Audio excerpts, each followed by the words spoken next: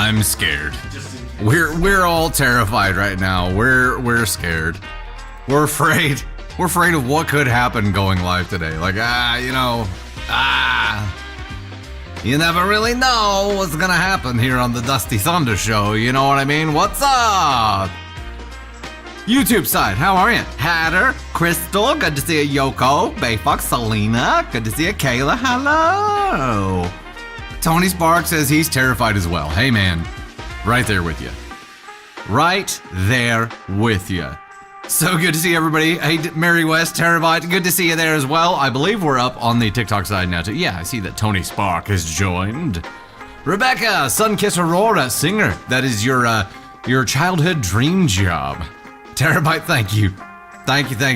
Gray says, what happened? We'll get into what happened a little bit earlier, but we had some tech gremlins that ended up just completely destroying the stream on Wednesday. You wore your D necklace for extra luck? We need all the charms we can get today. We need all the luck. We need all the vibes you can send us as we try again here. Try again. Lauren, hello there. It's going well. I mean, we haven't crashed the stream yet, so I would say it's going better than last time. And a Friday stream, I mean, that's it's different. It's different. Jasmine, working regulatory affairs and you're a paralegal. Wait, was that your dream job? Wanted to be a Disney animator, Juliet. Ooh. Fell Hermit Fairy, cultural anthropology. Wanted to live among different cultures. That's a cool one. That is very cool. Egyptologist, Pug Mom, like specializing in Egyptian lore. Caden Thunder, a videographer and editor for Dusty Thunder. Wow, dream achieved, dude. Dream achieved. Jasmine wanted to be a lawyer, got close enough. Did get darn close. Got darn close. You wanted to be a teacher? A high school history teacher? I love history. You're way too hot to be a high school history teacher. I'm telling you right now, it would not work. Yeah. That's terrible. It's not. Is it terrible? I don't know. If you were my teacher in high school, I would do terrible in that class. I mean, that class would be difficult. It would be hard to focus. That's all I'm saying. I would probably do really well in the class because I'd want to work my ass off to make sure I didn't look like an idiot in front of you, but you know what I mean. You know what I mean. What's up, Real Broad? Wanted to be a home ec teacher? Teacher Dr. Justice? Helen wanted to be a family law lawyer, but life changed. I don't know that I can say like what my dream job was. It was probably no, I don't know. I really don't. I don't know. Terabyte QOD wanted to be a singer, don't have a good voice. Musician, so I was gonna say like a professional trumpet player, might have been, but that was like at the height of my taking trumpet seriously days, and which wasn't really childhood, that was kind of teen years. I don't know about childhood. Rockstar for sure, Dylan. See, I don't know that I ever had like I didn't have the rock star dreams until later on as well. That was after trumpet. Then I picked up the guitar and did some garage band stuff, and that was a wild time. Candy Thunder, is that your current dream job? Couch potato. Netflix binge, professional Netflix binger. Professional streaming show binger. You don't want to be pigeonholed on Netflix alone. No way. Donna Johnson dropping the $2 super said always wanted to be nurse, no mathematical skills. Ah. Yeah, I guess you do have to have some math skills to be a nurse, huh? Hey, Katie the Red. Hey, by the way, Katie the Red, we got it. Look at this. Katie the Red sent us some Samoas. I showed up today, and Tony Spark brought them over to me, and he's like, I won't mention who opened up the box, and I opened up the box, and all but one from the first row were gone. I showed restraint. You showed restraint by not eating the last one on there, and I had the last one from that first row. These are the best there is. Samoas, 100% the best. Also, Katie the Red sent us this super cool dude. Little crochet art. He's got fire yarn coming out the back. Look at that. And a lightning bolt. And a 22. Look at this. Look at this cool guy. Katie the Red, thank you so much for that. Super cool. Also, Tony Spark and I said the same thing. We're like, man, Katie the Red has some really good handwriting. You have some fantastic handwriting. It's fantastic. It is very neat. Wait, okay, so the 22 that you put on here, Katie, was that because you became a subscriber in 22? Because if so, that's awesome. We started in 22? I don't. It all blends together now. All of it. Tony's Experience coordinator at a marketing agency. Well, you nailed it. Because I knew what all of those words meant. Yeah. goal achieved. Goal achieved. Great Aunt Kiki. Wanted to be a marine biologist. We've got a few of those. I think marine biologist was like one of those top tier ones whenever we were kids, right? I know at least one of my sisters wanted to. It was dolphins, right? Like people wanted to work with dolphins. And think about like all the trapper keepers and stuff back in those days. It was like dolphins on everything, right? So it was a thing. And orcas. Free Willy. Like, you know, he was like the height of the orca dolphin craze. Free Willy, yeah, that's a big deal. Before it became like a dirty thing. Hey, Faith Reacts dropped. What's the question? Free Willy or Flipper? Was Flipper a movie? I thought it was just like a. Flipper was the dolphin one. Yeah, I gotta say I can't remember anything about Flipper except that it was a dolphin. But Navy Thunder actually watched Free Willy a few years ago. She's getting ready to turn 4. Couldn't have been that long ago. But she had like an obsession with orcas for a while, so it was wild. Faith Reacts dropping the $5 super said wanted to go to work with the animals and almost worked for the Tiger King out of high school, but something felt off, so we never went. Well, I mean, maybe that probably ended up being for the best, but man. Katie the Red member for 3 months and our gifter of Samoas and our plushie astronaut said y'all started in 22, found you guys in December of 22, so glad you guys like it. Love it. Absolutely love it. We're getting like a really cool collection too of like our little crochet plushie dudes. Which way do I need to go here? Yeah. Abso-freaking-lutely. He's got to take his spot right there. Right there. Hatter dropping the 5 said wanted to be a professional gamer. I was halfway there. You still, I mean, I would say that you're there now, right? Daycare teacher Lauren, recently graduated college in December 24th with your associate's degree. Do have a job opportunity soon. All right. Nice. Overkill Mill, it's orca season around there. Oh, that'd be cool. I bet I'd never want to be out like in them. Helen, we need a Dusty Thunder crochet club. I'm down. I would like to learn. I don't have the patience for it. Flipper was a TV show like Lassie. Sure, there you go. Thought so. Look at Tony Spark doing the research here. He's like, I said it was a movie. I swear it's a movie. He said it was a TV show, and then it was a movie. From 64 to 67. Look, Real Broad's doing the same thing. 96. Y'all are funny. I've not seen the show. Katie the Red said I can post a pattern on Reddit for anybody who wants it. Hey-o, there you go. You did an... Crocodile Dundee. That's your dolphin noise? I love it. I love it. Veterinarian, love your nails, boo. There you go. Everybody's trying their dolphin sound effects now in the studio, so it's fun. Wanted to be like Bob Ross, Hazel Love. That's cool. Do you do painting now? You had a huge crush on Elijah Wood? So you probably liked Flipper. I didn't see the Flipper movie. Was Elijah Wood in Flipper? Yeah, Wow, I and so had was no idea. Crocodile Dundee. Is that why we started? Wow. When did your crush on Elijah Wood start? This is information I need to know. He has beautiful eyes. I don't know. I Also- just enjoyed him in Lord of the Really Rings. hairy feet. I also had a Legolas poster too. Mike from Breaking Bad. She has an affinity for hobbits, which is why none of my body hair bothers her. That makes a lot more sense now.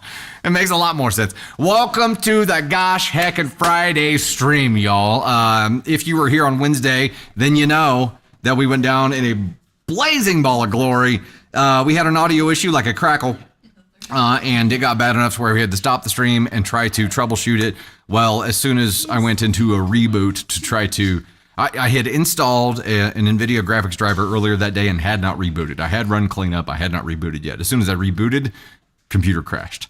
And that entered me into a 4-hour cycle of death where I was trying to pinpoint the problem, ended up having to restore the computer back to like February 24th, and ended up narrowing it down to that NVIDIA driver had a conflict with another driver on my computer. Found an alternative. We're back up and running now, but boy howdy, My beard got a lot more gray that day, and it caused, went home that night feeling very, very defeated. So I'm so glad that you're here hanging out with us today. And if we experience more tech issues today, we'll either just roll with it and pretend like nothing's happened, or I will take a baseball bat to this entire setup. We'll see. We'll see what happens. But welcome to the Gosh Heckin' stream. Coming up, we have stories about tense living situations, unwelcome honeymoon guests, fiscally irresponsible parents, grocery disagreements, dirty apartments, and we also have multiple spicy stories. Beyond, drop the $5 Super Said sniper / mercenary, then violinist. I made one dream come true.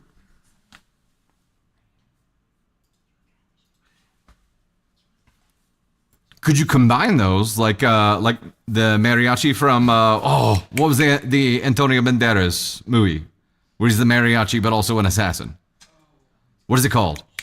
Desperado? Is that it? Something like that.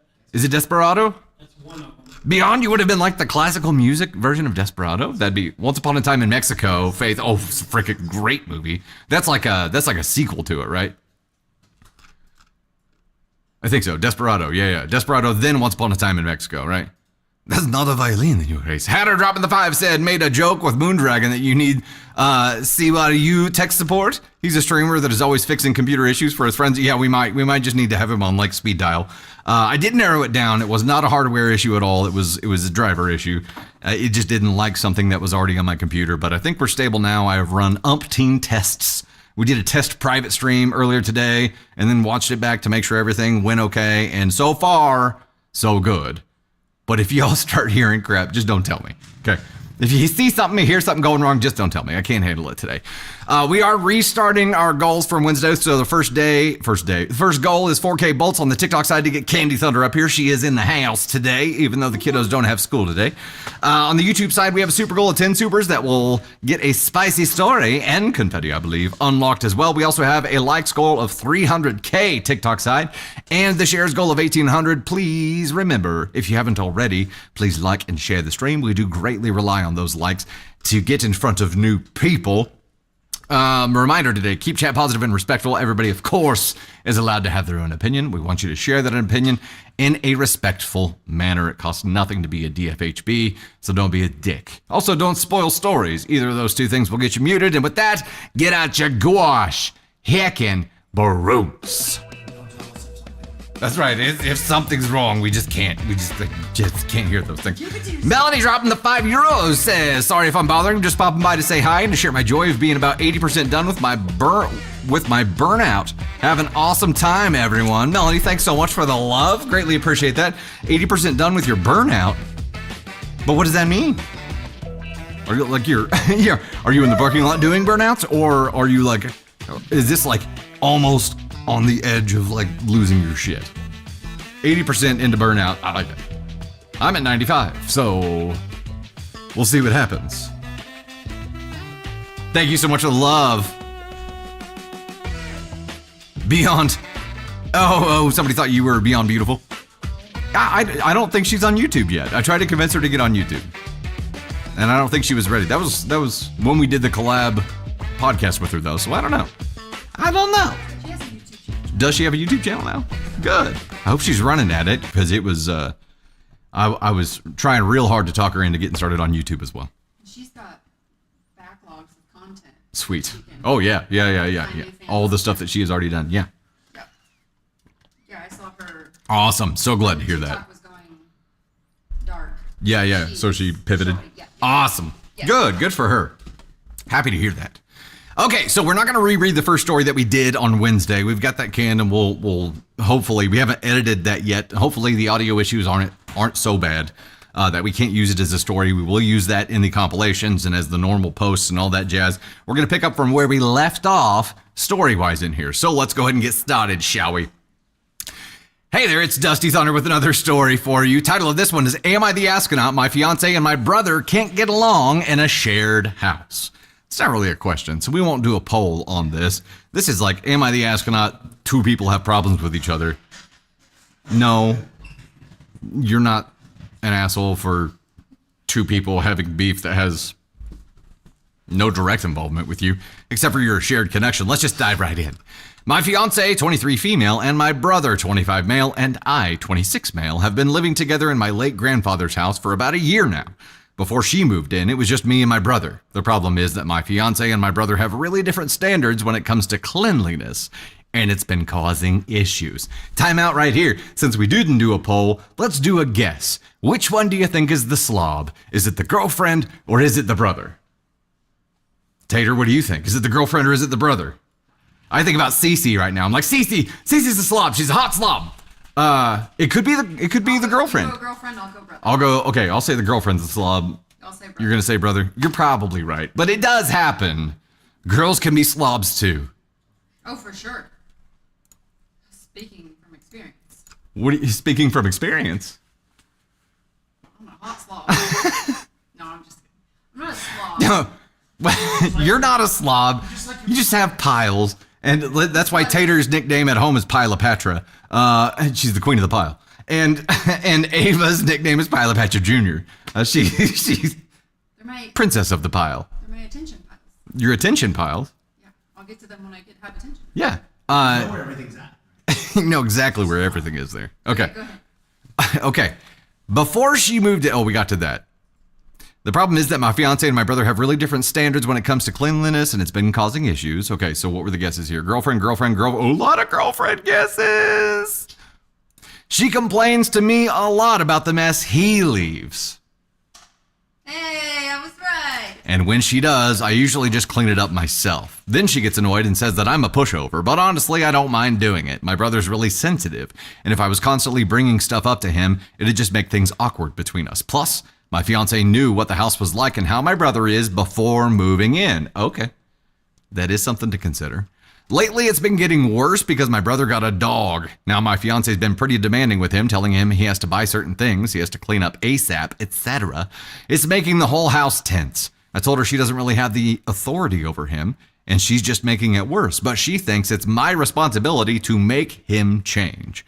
I told her that at the end of the day, she can't make him do anything, and if she has a problem, she should bring it up to him directly. But she doesn't agree. And her family also thinks that I should be the one dealing with it, which is frustrating. So I suggested that if it's bothering her that much, she could just stay at her parents' place for now, and we can just live together after the wedding when we're ready to get our own place. I still see her and her family all the time, so it's not like we'd be apart much. She thinks I'm babying my brother, but I feel like she's overstepping by trying to control how he lives in a shared house. Am I the ass enough for telling her to just accept the situation or consider staying at home until we get our own place? Okay, here's an edit I'll dive into before we really dive into this. Edit, just to add contextual information because people are asking about ownership of the house. It has been inherited by another family member who is letting us live there rent-free. We all split any added bills evenly. Also, our relationship is going great, and we know it isn't a permanent situation. The amount of people suggesting a split up is wild. Getting advice on actual solutions to the situation would be great instead of just ending everything, LOL. Okay. That makes great sense. Also, Melanie, thanks for the 10 bomb over there. Said I'm almost out of the burnout zone. Made awesome progress and just realized today that I progressed a lot this last month. Cool. Okay. That clarifies. You're on the way out of burnout. Excellent. That is a great thing to be headed out of. Okay. Back to this. OP makes a lot of really wise points here about saying, hey, look, she was aware of what the situation was before moving in. And if she was going to have an issue that she brought up later on, she should have brought it up then and said, okay, a stipulation to my moving in with you is like living conditions gotta change. And if she's not willing to talk to him directly, she cannot put the onus of this on you, OP. I do agree with, like, you have the connection with him. Having you be an advocate or you're a mediator right now, and I think that's the only place you should be, right? You have a relationship with both of them. You value the relationship with both of them. It's not like you're going to take sides here, right? You are letting him continue to be the person that he's always been and not asking him to change for your girlfriend, which I respect. You're also to her saying, I'm not going to force you to continue dealing with this discomfort. I'll just clean it up myself. That is the easy way here. She accuses you of babying your brother. But if you forced him to do this, wouldn't you just be babying her? Wouldn't the reverse also be true if that were the case here? I'm going NTA here for telling her to accept the situation or consider staying at home until we get our own place. I'm going to go NTA for that. Now, we do need to talk about the larger implications of this and maybe why people were suggesting a relationship end from this in the first place. Because people are seeing this as not just an isolated incident, and it's not. This is something you do have to think about, right? She has to be willing to handle things that she is uncomfortable with on her own. She has to be willing to take some kind of action there because think ahead at every potential discomfort she could encounter in life. Is that all going to come back to you and you're going to be the one responsible for changing it? Or was this just because this was your brother and you had the connection? That's a fear, right? That's a concern. And I would want to talk through that concern right now and be like, hey, I feel like, first of all, the action you've taken here is a really good hedge against that. There's a really good boundary set up here to be like, no, I'm not, sorry. I'm not going to be your mouthpiece every time you have a problem. I'm not going to do that. I've been in that situation before, and it is a really uncomfortable and just dreadful situation to be in. You don't want to be there. I respect that. I respect your approach here. I think you also have to acknowledge that what you've told her to accept the situation as it is or consider staying with her folks until you can get your own place is potentially offensive to her enough for her to end the relationship. And be like, well, he's not respecting my wishes. We haven't hit the 4K bolt goal yet, but I'm still going to bring Tater Thunder up here because I want her feedback on this as well. Come on, Tater. What do you think? Get the heat lamp on, everybody. Real broad, I use both beard oil and beard balm. Oil first, then balm. So what thoughts? So, question for you. So when it comes to like a mother-in-law messing with a relationship or something, we always say that the person related to that mother should be the one to bring the problem to the family member because they are family. Right. So does that not apply because he's a brother?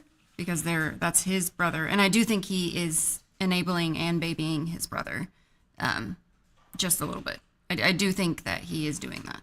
But I think it's an ESH for me, not an NTA, because I do think there's a common ground that can be found between the two of them. But I would also like to know how messy is the house? Like, how messy are we talking here? If it's extremely messy and he's enabling that behavior, I mean, you can't ask somebody to move in with you and then say, but she also knew, like you said, which was a good point, knew what it was before she moved in.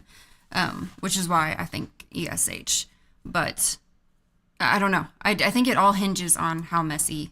Like, and what kind of messy? Is he leaving dirty dishes everywhere? Is he leaving food on the stove? Like, is it gross or is he just cluttery?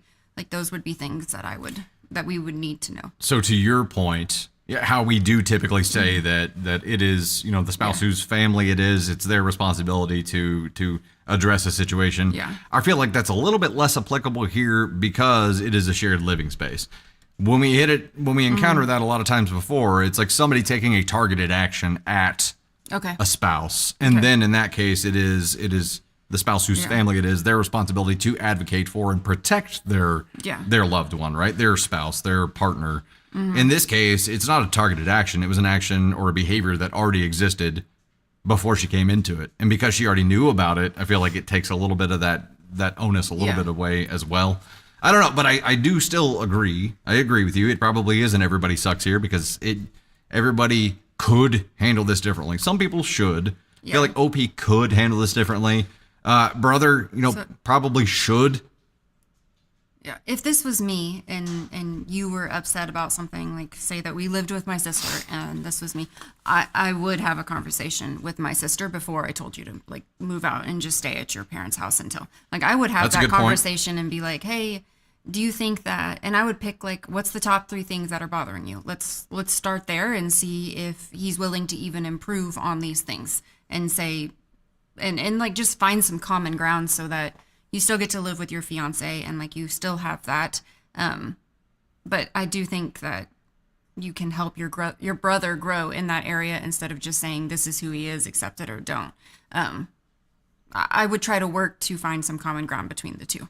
Whether or not that's, I don't know what that looks like. 'Cause I don't know how dirty it is. Your timeline of like, I would have the conversation with my brother before I would ask or tell you, if you don't like it, leave. Yeah.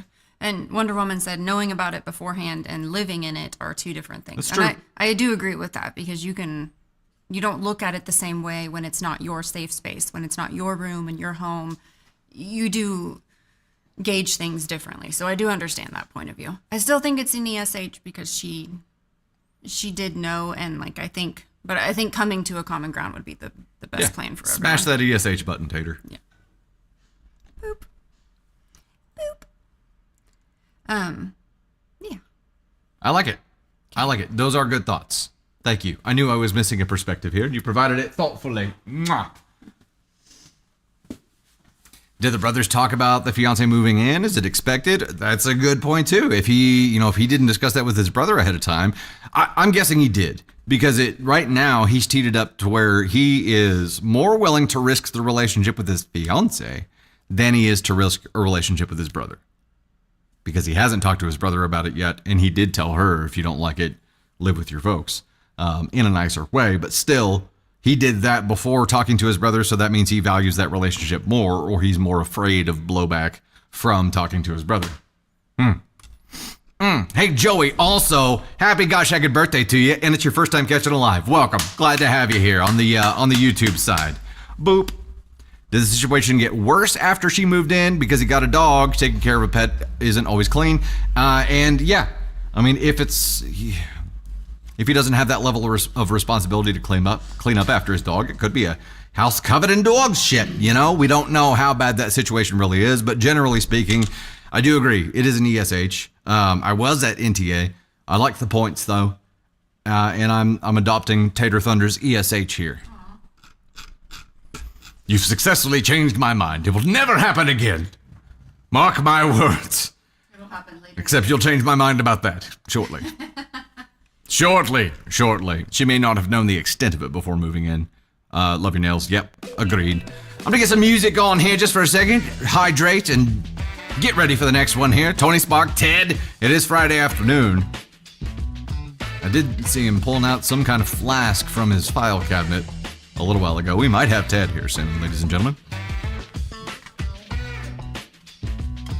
We do have a bottle of Jack in the freezer that's been there for years. Yes.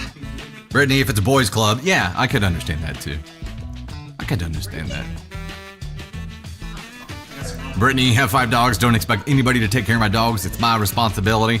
By the by, we discovered, I saw a YouTube video about this, about like, it was an entrepreneurial video about starting a business and growing a business.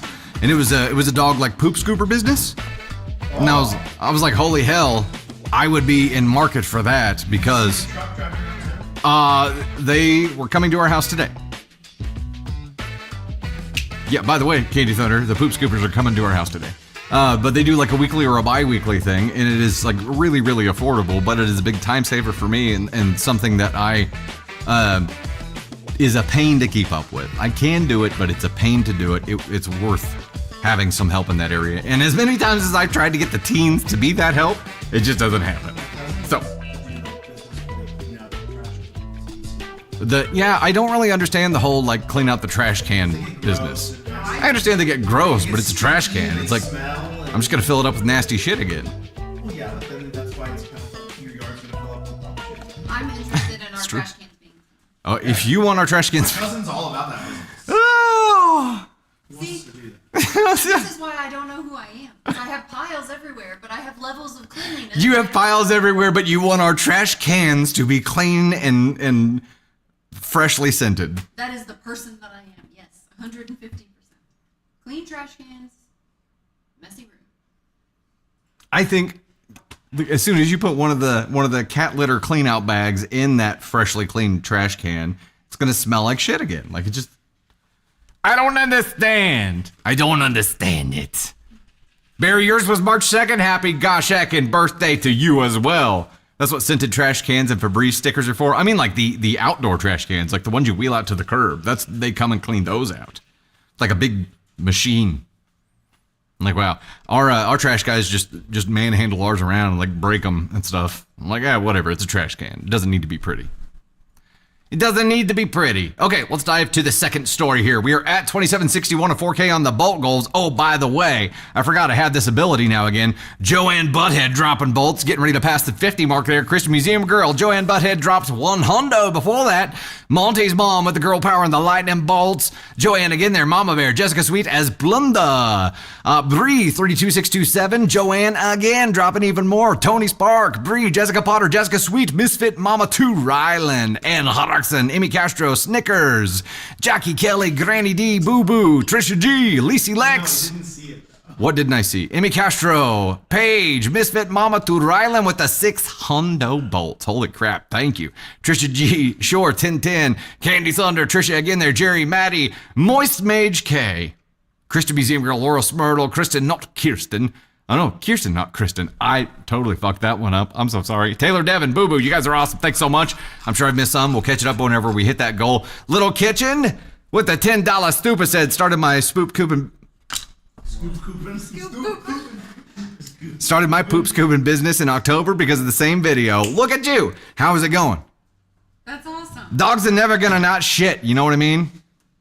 Luna shit's more than bigger than human shit. Luna shit's like a bear. It's wild. It is wild. Spoop coopin', is that what I said? Or was it scoop poopin'? Spoop coopin'. There was a C in the second word. I don't know. Like scoop cooping. Lynn May, member for 10 months in the Gosh Shack and Thunder Crew. I only clean my trash can if there's visible stuff that's stinking it up anytime it's open. Words are really hard. Oh, holy crap, Dee Dee. Dee Dee says this live is helping me get through a cyclone at Gold Coast, Australia. So thank you. Holy crap. Yeah.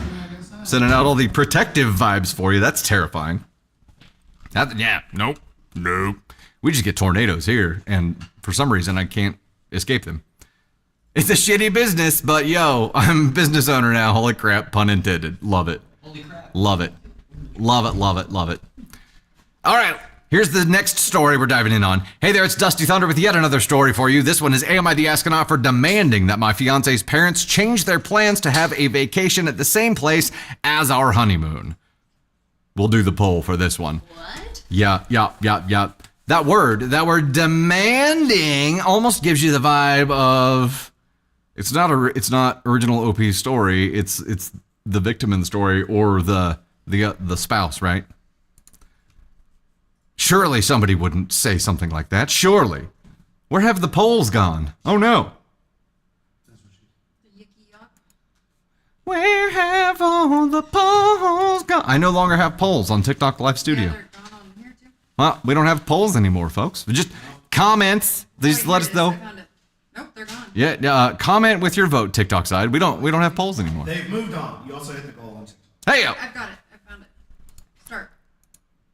I started it. you started it? Yeah. It's weird that I can't see it. Top Candy left. Thunder did start it. Top left. While we're going through that, I'm going to give some thanks for hitting this bolt goal over here.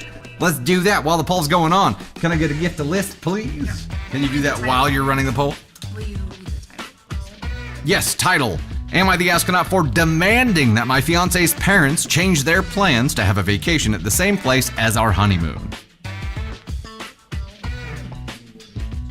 It is, because it seems like OP is like, am I the astronaut for demanding that they have this vacation where we're having our honeymoon? I think what they mean is, am I the astronaut for demanding that they don't have their vacation where we're having our honeymoon?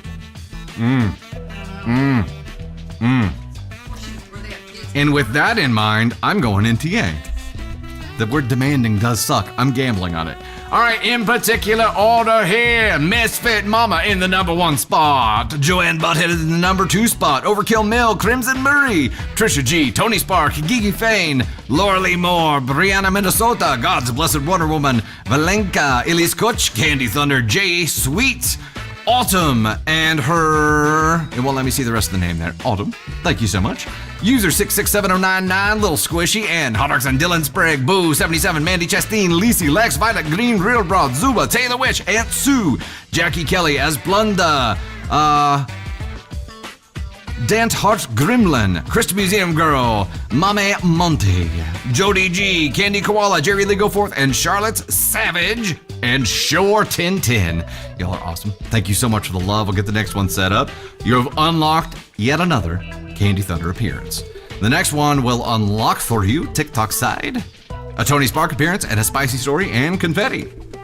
Tony, spicy story. Really working on restocking. Yeah, we got to work on on restocking the confetti basket because Navy Thunder raided it on Wednesday before the stream crashed and decided all the confetti that we hang on to put in those packages that Wheel of Thunder winners get. Navy Thunder was like, joy. Tony's like, where's all my confetti? It's gone. Sorry. But she had a great time. She probably crashed the system. That's probably what happened.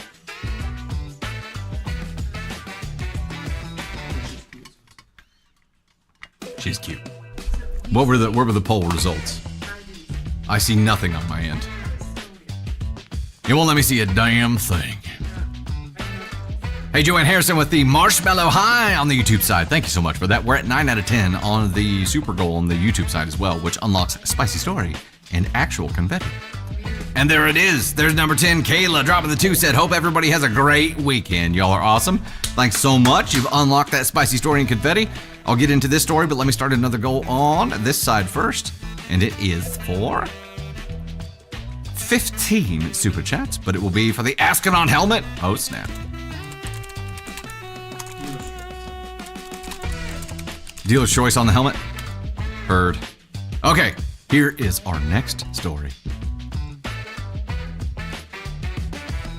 Title again, just before we dive in. Am I the astronaut for demanding that my fiance's parents change their plans to have a vacation at the same place as our honeymoon?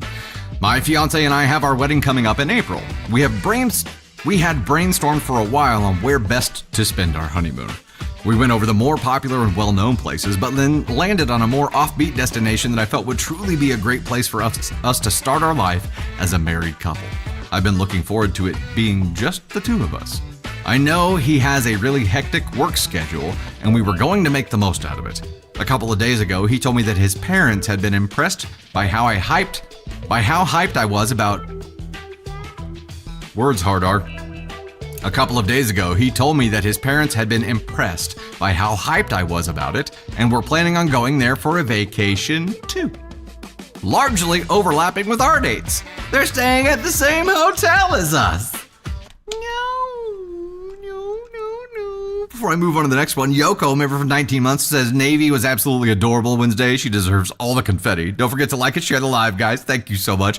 And Joanne with the 5 said, hi, I'm also Joanne Butthead on the TikTok side. Was watching on both apps. Love you all. Mwah. Thank you so much. You're doing double duty and gifting on both sides. Holy crap. Thank you so much. A couple of days ago, he told me that his parents had, we did that. I was livid. They can go any other time. Why now? He said he had suggested that, but his mom said they had taken time off for the wedding too, and it worked well into their plans. Also, that since we're going to be going back, it'll allow them to maybe see us a few times before we leave. I was almost in tears. I was so angry. He tried to reassure me, saying they had promised it'll be 2 separate things and they won't be inserting themselves into our honeymoon. They want us to enjoy it and they'd be doing their own thing. I want to believe it, but I know his mom. I like her as a soon-to-be mother-in-law, but she can be very clingy and routinely laments how far he, and now us, are from them. So I just have a feeling the 2 plans are not going to be as independent as he thinks they'll be. I vented about it to my parents too. My mom agreed with me that it isn't right. My dad is more on the fence about it. He doesn't think everything is ruined. I've demanded that my fiance make them change their plans. He said he asked them to. They promised to do their own thing. What can he do? Tell them he doesn't believe them and call them liars? I messed up here and said if that's what it takes. He got quiet. I realized that was too much and sincerely apologized for crossing the line. This has been eating me up. I was envisioning a certain type of honeymoon and this happened. Am I the astronaut? Nope. Plot bug. Member for 5 months says, Dusty, you still have your music on? Is music still on? No. Okay, that was a couple minutes ago. Hopefully that is no longer on. Hatter dropping the 5, said Navy, I want to spend time with Daddy. Tech Gremlins, you got it, kiddo. Crashes entire stream. Unfortunately, it ended up costing her more time because I was here for 4 hours after that crash trying to fix it. Thank you for the love. Cammy, happy birthday, Fishy. This is fucking weird. This is, This is weird. It's weird. It's weird. It's weird. blah, blah. Okay. There is an update to this. Before we dive into the update, I understand her fears, but also I feel like there's an approach here that is like, I want to help my partner understand why I am so opposed to this. I want them to feel as opposed to this as I am and advocate because they want to, not because they're going to be my mouthpiece. I do believe it is his responsibility to try to prevent this from happening, but you can't disallow them. You can't tell them they are forbidden, can you? Like, you can't outlaw them from going. You can tell them, look, if you do this, this is going to damage the relationship. And this is where I feel like OP's partner should have thought a little bit more about the team status of he and his soon-to-be wife. Should have thought, hey, folks, look, I understand you want to go do this, and I understand you say it'll be 2 separate things. It's still something that is going to cause some damage, right? It's something that will always kind of be in the back of our minds. And if we're going to the pool or going somewhere, going to dinner, and even just walk by you guys, what are we supposed to do? Just pretend like we don't know you? Like, it is going to be a thing no matter how much you try to not make it be a thing. And it being a thing, as much as we love you guys and would love to see you, this is our honeymoon. This has to be just the 2 of us. It needs to be just the 2 of us, and there will be damage to the relationship if you go. And help them understand what's at risk here. Because right now, OP, the way you've approached it is, at least to your partner, you have to do this. You demanded it of him. So now he feels like he's just going to be your mouthpiece. And now if he conveys it the way that he received it, it's going to seem like you're just a huge bitch.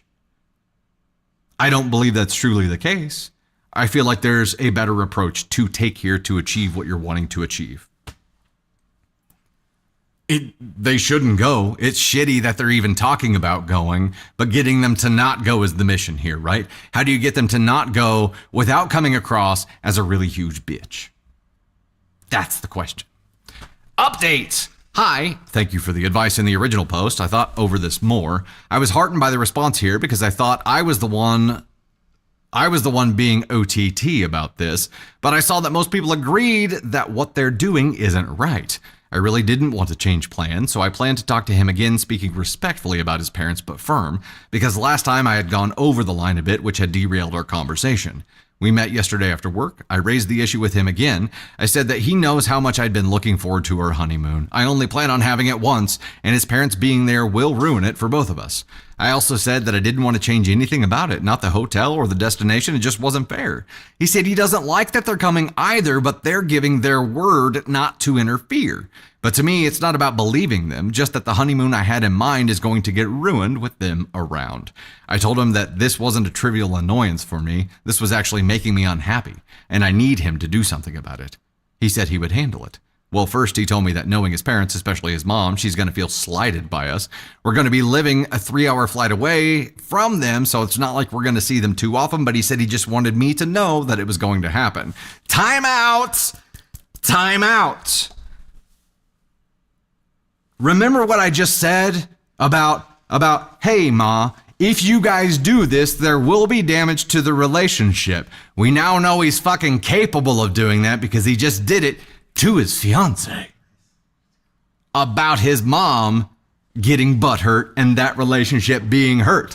You're sending it the wrong direction here, fella. It's the wrong direction, the wrong application, right tool, wrong place. I said I'm fine with that. Probably could have been more tactful, but he found it amusing. He said he'll handle it, so I waited. Last night he told me his parents were canceling their plan. I asked him how it went. He said it went fine. They said it would be 2 separate plans, but he told them their plan was becoming a problem and asked them to change their plan. It would mean a lot to him. So they did. They hadn't booked tickets yet, but they're looking into either getting a refund on their hotel reservations or my fiance suggested delaying it to sometime later in the future. I told him I was sorry that he had been put in this position, but I was just so happy about it. I started tearing up too. This had just been bearing on me so heavily, and I was so glad it was back to the way I have it in my mind. Also, I know the stress of wedding and work has been bearing on him too, and I didn't like adding this extra stress onto him either. He said it was a very short and simple convo with his parents. I thought there would be a big argument because they hadn't been swayed previously. My parents were also really happy for me. My dad thinks it wouldn't hurt to call my mother-in-law and just apologize for what happened. Not in a, I'm sorry I did this, but way more of a, I'm sorry this happened way. My mom thinks there's no need. My fiance thinks it's up to me. I'm really glad I came here and found out that I wasn't overreacting, or I wouldn't have had the confidence to ask for my honeymoon back. Thank you. There's another edit. Thoughts at this point? Tater, I see you like biting your tongue over there. No, I don't know. Here's the problem. You don't know what the damage is yet. It was a short swimple. Short swim. It was swimple. It was swift and simple. Swimple. Your new poodle can be your noodle. It's it was a short and simple conversation. That doesn't mean that the effects will not be drawn out and complicated. And he's a dude, so he's not going to be as in tune to this, and he probably hasn't experienced the true wrath of mama before when it comes to relationships. So he doesn't know what to expect either. I think there will be problems. And it pisses me off that he did the, you're going to damage this relationship speech to his fiance instead of his folks. Here's the edit. There won't be any apologies. His parents had asked for pictures from us during our honeymoon. I'm not sending shit.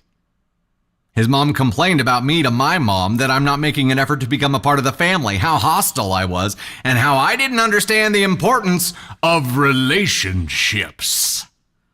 Oh my God. My mom stood up for me and said I have no duty to anybody except for my soon-to-be husband. I take back whatever I might have said about me generally liking my soon-to-be mother-in-law. I'm done. They've canceled their vacation. That's what I wanted. I'm going to smile for the family pictures at the wedding, and once we fly out, I'm done with her. See?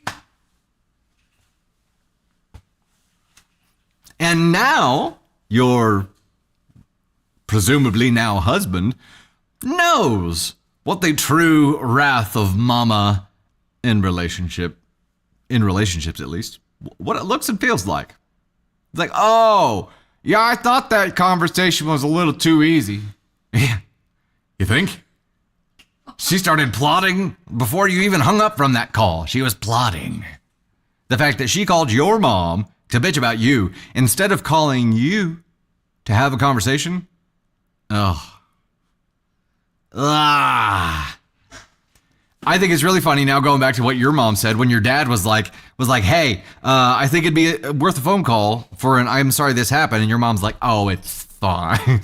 Now your mom's like, oh, she's a bitch, honey. I'm glad you didn't call. Tater Thunder, what do you think?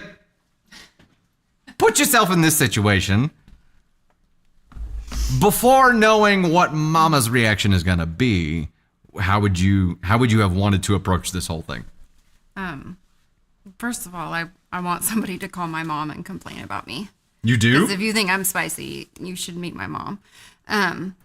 No, that it would not go well for the person that's calling to complain. I like this whole story was just like mind blown emoji. Why the fact that she fucking called her mom to complain, like to tattle. She called her mom to tattle on a grown woman, and I'm like, on what planet? Her entitlement is just off the fucking charts. Like, it's wild to me that she just thinks that anything that she has done up to this point is okay. This isn't about relationships, and I think 100% we know that they would not have left. Mother-in-law would not have left the new couple alone on their honeymoon. Like, that is very clear by the way that she acted once she would have started canceled. Planning excursions with your new husband. Right. I know. And knowing So I have a question for chat, but knowing what we know now, like about mother-in-laws, we like how many stories that we've read and how the husband acts towards the mom, do you think that she should go through with the wedding? Look, now we're into like a sins of the father kind of territory, right? I mean, it depends. I think it would have to depend on a conversation with your soon-to-be husband here. Yeah. And it would be like, hey, look, where do you stand on this? And try to get an idea of where they stand. Because Amy Castro, I think you're 100% right. It doesn't matter if you are done with mother-in-law, unless your partner is done with their mother. Yep. You are not done with mother-in-law. So there has to be a conversation there and a mutual understanding and an agreement in place for you to know if that's safe to proceed with. I think it's just in a standard, like, don't do this thing. Don't follow your children on their honeymoon. Just don't do it. Like, I think that should just be like a normal thing. Like, let's just normalize that right now and make it a thing. Because don't follow your kids. But John, I've seen all of his firsts. Yeah. I'm not about to miss the first time he makes whoopee. Oh my god.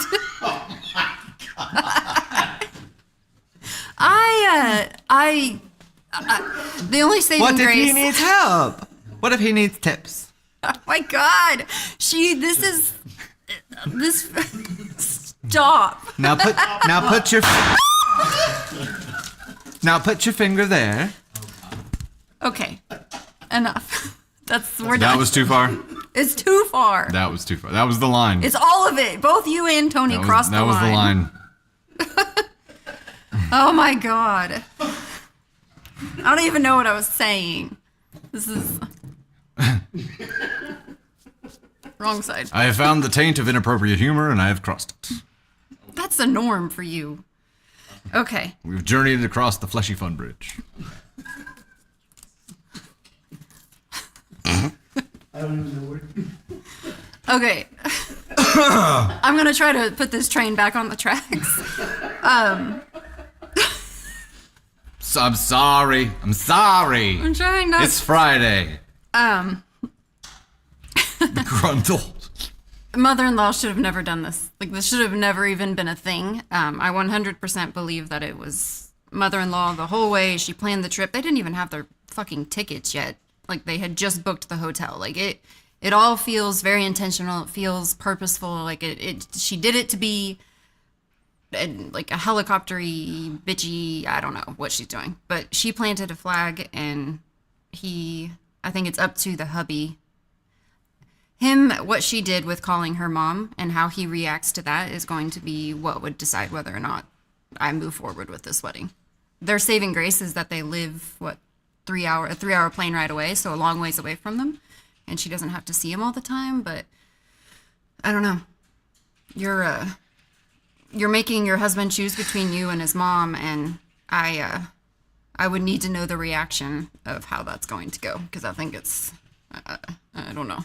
Yeah, I think it does all come back to hubby here. And it's got to be like, okay, I need to know where you stand here, because if we're not unified at this moment, there are definitely going to be problems down the road. I do not think that what mother-in-law wanted to do was right, and I'm putting onus of that action and wanting to do that vacation there on her, and I know that was both of them, both father-in-law and mother-in-law, but I'm putting it on her because she's the one who called and tattled after the fact. Great Aunt Kiki, that's entirely inaccurate. But if that's how you feel, that's how you feel. And it's like there you go. It's not her job to break his family cycle. It's not her job to fix this. And I think we just said that they should have a conversation, but it's going to depend on how the husband to be reacts to what happened here.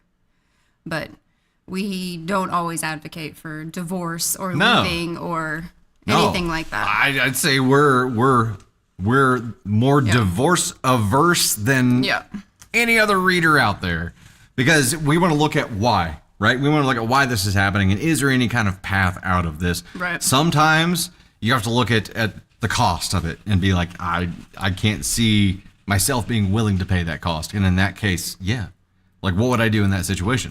Right. But in most cases, it's like, is there a light, or is there a path of healing here? Is there a path of a solution? And can we illuminate that? And sometimes there just isn't. In here there is, but it hinges 100% on that conversation with hubby and his willingness, like someone who had commented on the YouTube side, and I can't remember who it was, and it's way, way far up there, Somebody said, I lived this. Unless hubby grows a titanium spine, it's not going to work. And I think that's the point there, is that if there is going to be a cycle broken, it's not on her. Neither does she. She doesn't have the relationship or the ability to be able to break that cycle for him. He's got to do it. So it sucks. Yeah. And I think making sure that, like, there's no emotional abuse, like, happening with this moving forward, where it's wife against mother-in-law, and that's an unhealthy relationship for everyone. So I wouldn't advocate for someone walking down the aisle and entering into a marriage when they're not 100% sure whether or not that marriage is going to last. And I think saving yourself from a divorce or from a potential catastrophe would be something that I would entertain before I chose to unite with someone in that way. I think I would want, I don't even know if this is possible. Yeah. I would want wide open communication with everyone. Yep. And I would 100%. fix the relationship with mother-in-law, and I think, like, talking to her and son at the same time would be That's your best shot of fixing it. That's your best shot of making sure that he's doing his job on that end. I have a feeling if you try to talk to mother-in-law in front of son, what you get from her is going to be a show. I feel like you got to get her one-on-one and get her to open up and have a real open and honest conversation with you. Possibly. And I the don't know. same with him, but who knows? That's a tough situation to be in. She's superficial, so I don't know that she's capable of diving deep and having that conversation. But it's up to them, I guess. The hard part here for OP, thank you, Titer.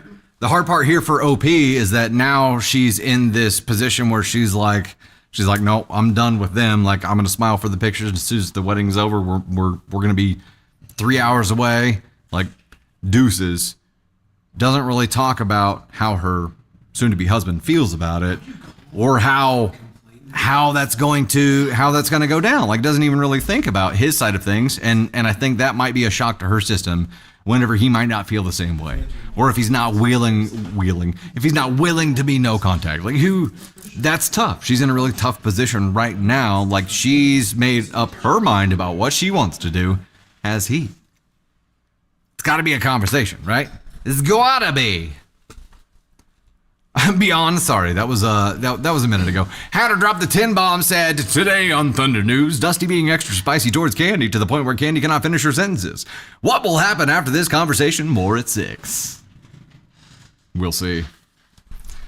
Well, only time will tell. It is Friday, which for some reason is like a F it kind of vibe, right? Hey, we did hit the goal for the finger hearts to get Tony Spark, a spicy story, and confetti rockin' rollin', which is where that confetti came from, right? Oh, that was the YouTube confetti. We have 2 spicy stories to read now. Holy crap. Gonna get a gift list from one of you. Let me give some thanks for this, and we'll move over to our first spicy story coming up. In particular here, for the goal of the finger hearts on the TikTok side, MX Manners in the number 1 spot at 3.3K. Bailey Chapman in the number 2 spot at 3.2K. You guys are swinging it. Laura Lee Moore at 1.2K in the number 3 spot. Then we got Joanne Butthead, Emmeline Shepard, God's Blessed Wonder Woman, Girl in Darkness, Trisha G, Joe Nanner, Valenka, Geeky Fane, Aunt Sue, Ann Hodgson, Sherry Sosa, Ma Probart. Is that what it is? Tony Spark, Jay Sweet, Ashtay, Ms. Bree, Real Broadzuba, R. Houghton, Jerry They Go Forth, Ada Pack, and Candy Koala. You guys are awesome. Thank you so much for being here on this makeup stream on a Friday. We don't know what we're doing. It's a pretty umbrella statement there. The next one will unlock a spicy story and Candy Thunder feedback. I've gotten used to, with the Sunday Night Lives, having Tater Thunder there and just pulling her on for feedback automatically. I'm like, hey, come on. Yeah, it's like a part of the normal rhythm now. Ooh, there's some new stuff there. I'm always afraid to use the new stuff, because if all the apps aren't updated, who knows like who's gonna have it and who won't. Okay, we are going for paper cranes. 95 paper cranes. Lizzie, spicy stories are like dramatic stories. It's not like risque. That kind of just happens in feedback. But it's not that kind of spicy. Just more dramatic than usual stories.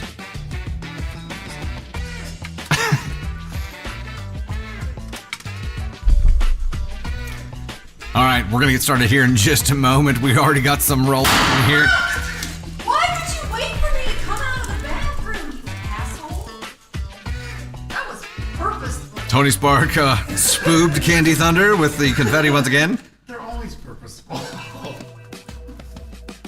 Hey, at least he did it after you came out of the bathroom. What if he did that on the way in? You'd be cleaning up a bigger mess. Yeah, if I peed in the floor, you cleaned it up. That's all. Yeah, Callie, you're right. We do need to get Caden Thunder up more for that. I agree. Elise dropping the $2 said if Tony would join on Sunday, he would know this. Hey, solid burn. Solid. Okay, let's go to spicy story number 1 here. I, no shit, have confetti in my shirt, like it's touching my skin. It's freaking me out. It's stuck in my back hair somewhere. Again, no, look. You want me to look? Yeah, could you come inspect, please? Okay, here we go.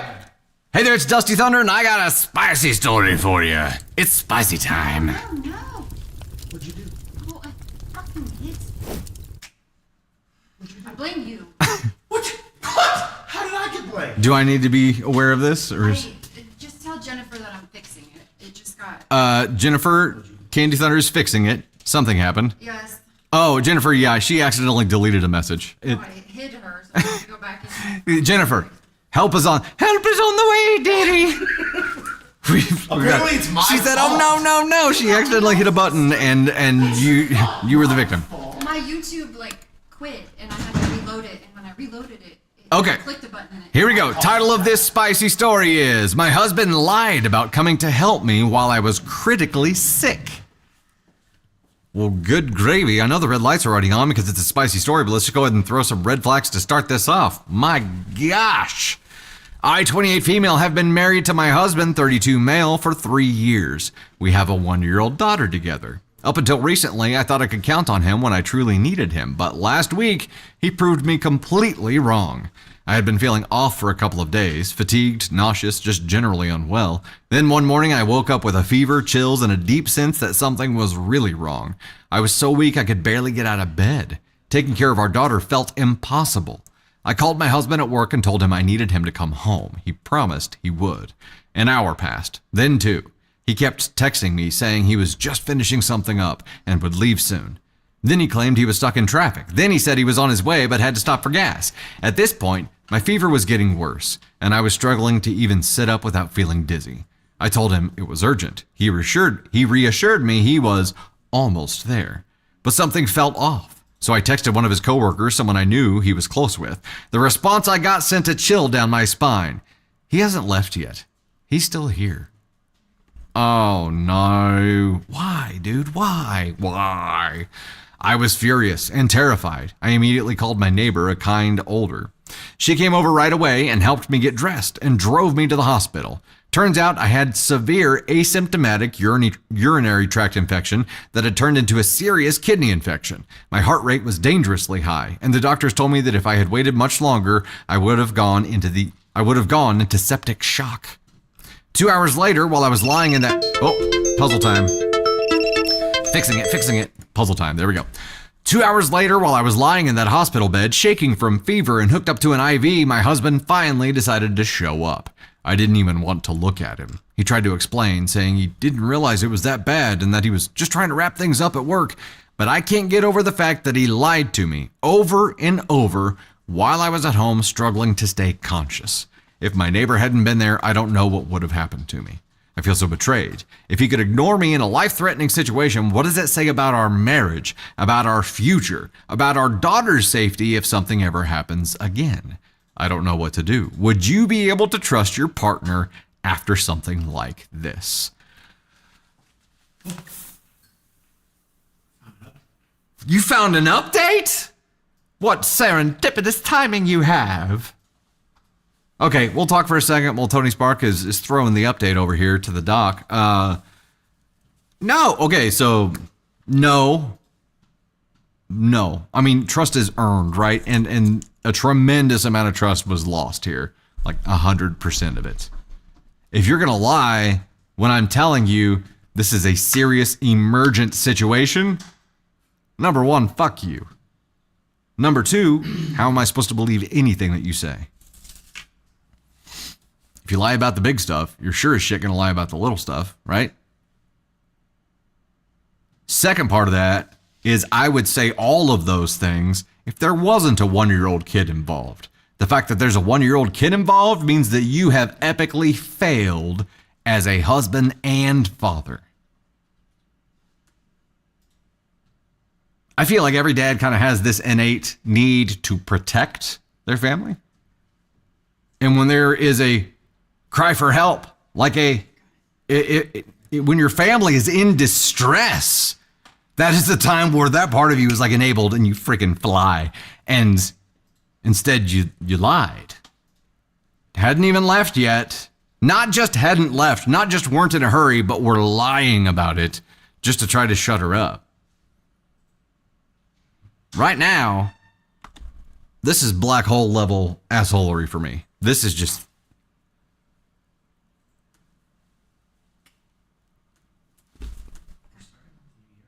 unforgivable. Unforgivable. Mama B, you know what? I think that's fair. So a lot of probably sperm donors don't have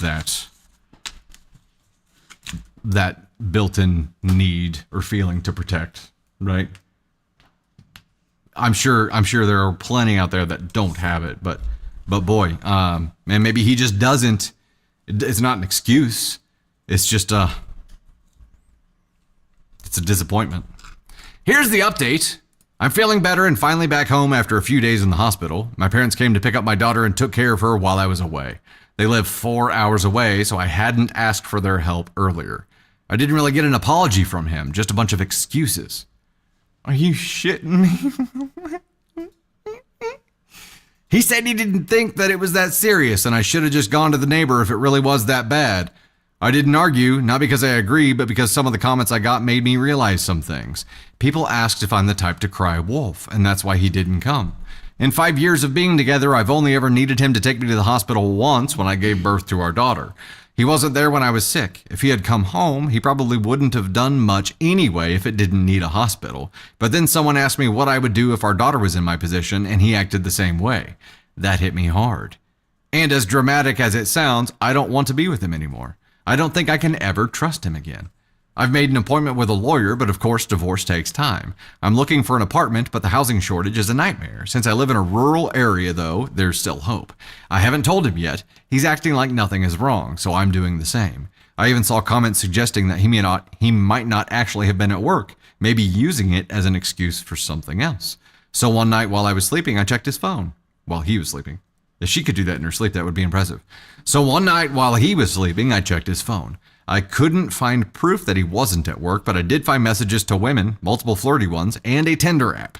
These messages have been going on for months. He was also sending TikToks to his friends while I was sick, laughing and joking around with no real concern for me. He told me his boss refused to give him time off. I found no evidence that he even asked for time off or discussed my condition with anyone. I'm starting to suspect that he lied because if he really did ask, it would have been illegal for his boss to deny him leave where I live. At this point, I don't feel like confronting him. I just want out. I ignored the red flags before, the small lies, broken promises, and I shouldn't have. I thought he would be there for me when it mattered most, but I guess I was naive. I never thought anybody could let me down like this. I'm not telling him I'm leaving until I'm ready, just like he didn't tell me he wasn't coming. Huh. Well, that's definitely not the update that we wanted. What could have prevented this? I guess that's my question now. Well, for starters, he would have had to deliver an actual apology instead of just making more excuses. Not even doing that. After you're farting around and lying about being on the way home and you find out that your wife is in the hospital. Oh, and guess what? Your 1-year-old is with her because she has to be with her because you're not there. Wouldn't you be like, I'm so sorry. I am an idiot. Like I don't know why I thought that, but I thought that and I am an idiot. And there would be groveling and there would be proof to the contrary of behavior, right? There would be proof that he was going to try. There would be proof that he would never do anything like this again. And instead, he just continued his previous behavior of making excuses. Shit, he even made excuses while he was lying. He's like, oh, traffic is terrible. I had to get gas. Even his lies were excuses. Could it be prevented? He would have had to do the complete opposite of what he did. Like, there probably was a path out of that. From him screwing up that bad, it would have been a very, very long and difficult path. It would not have been Swimple. Is it what I said before? Swimple? It would not have been Swimple. No Swimple. Trifficult. It would have been Trifficult.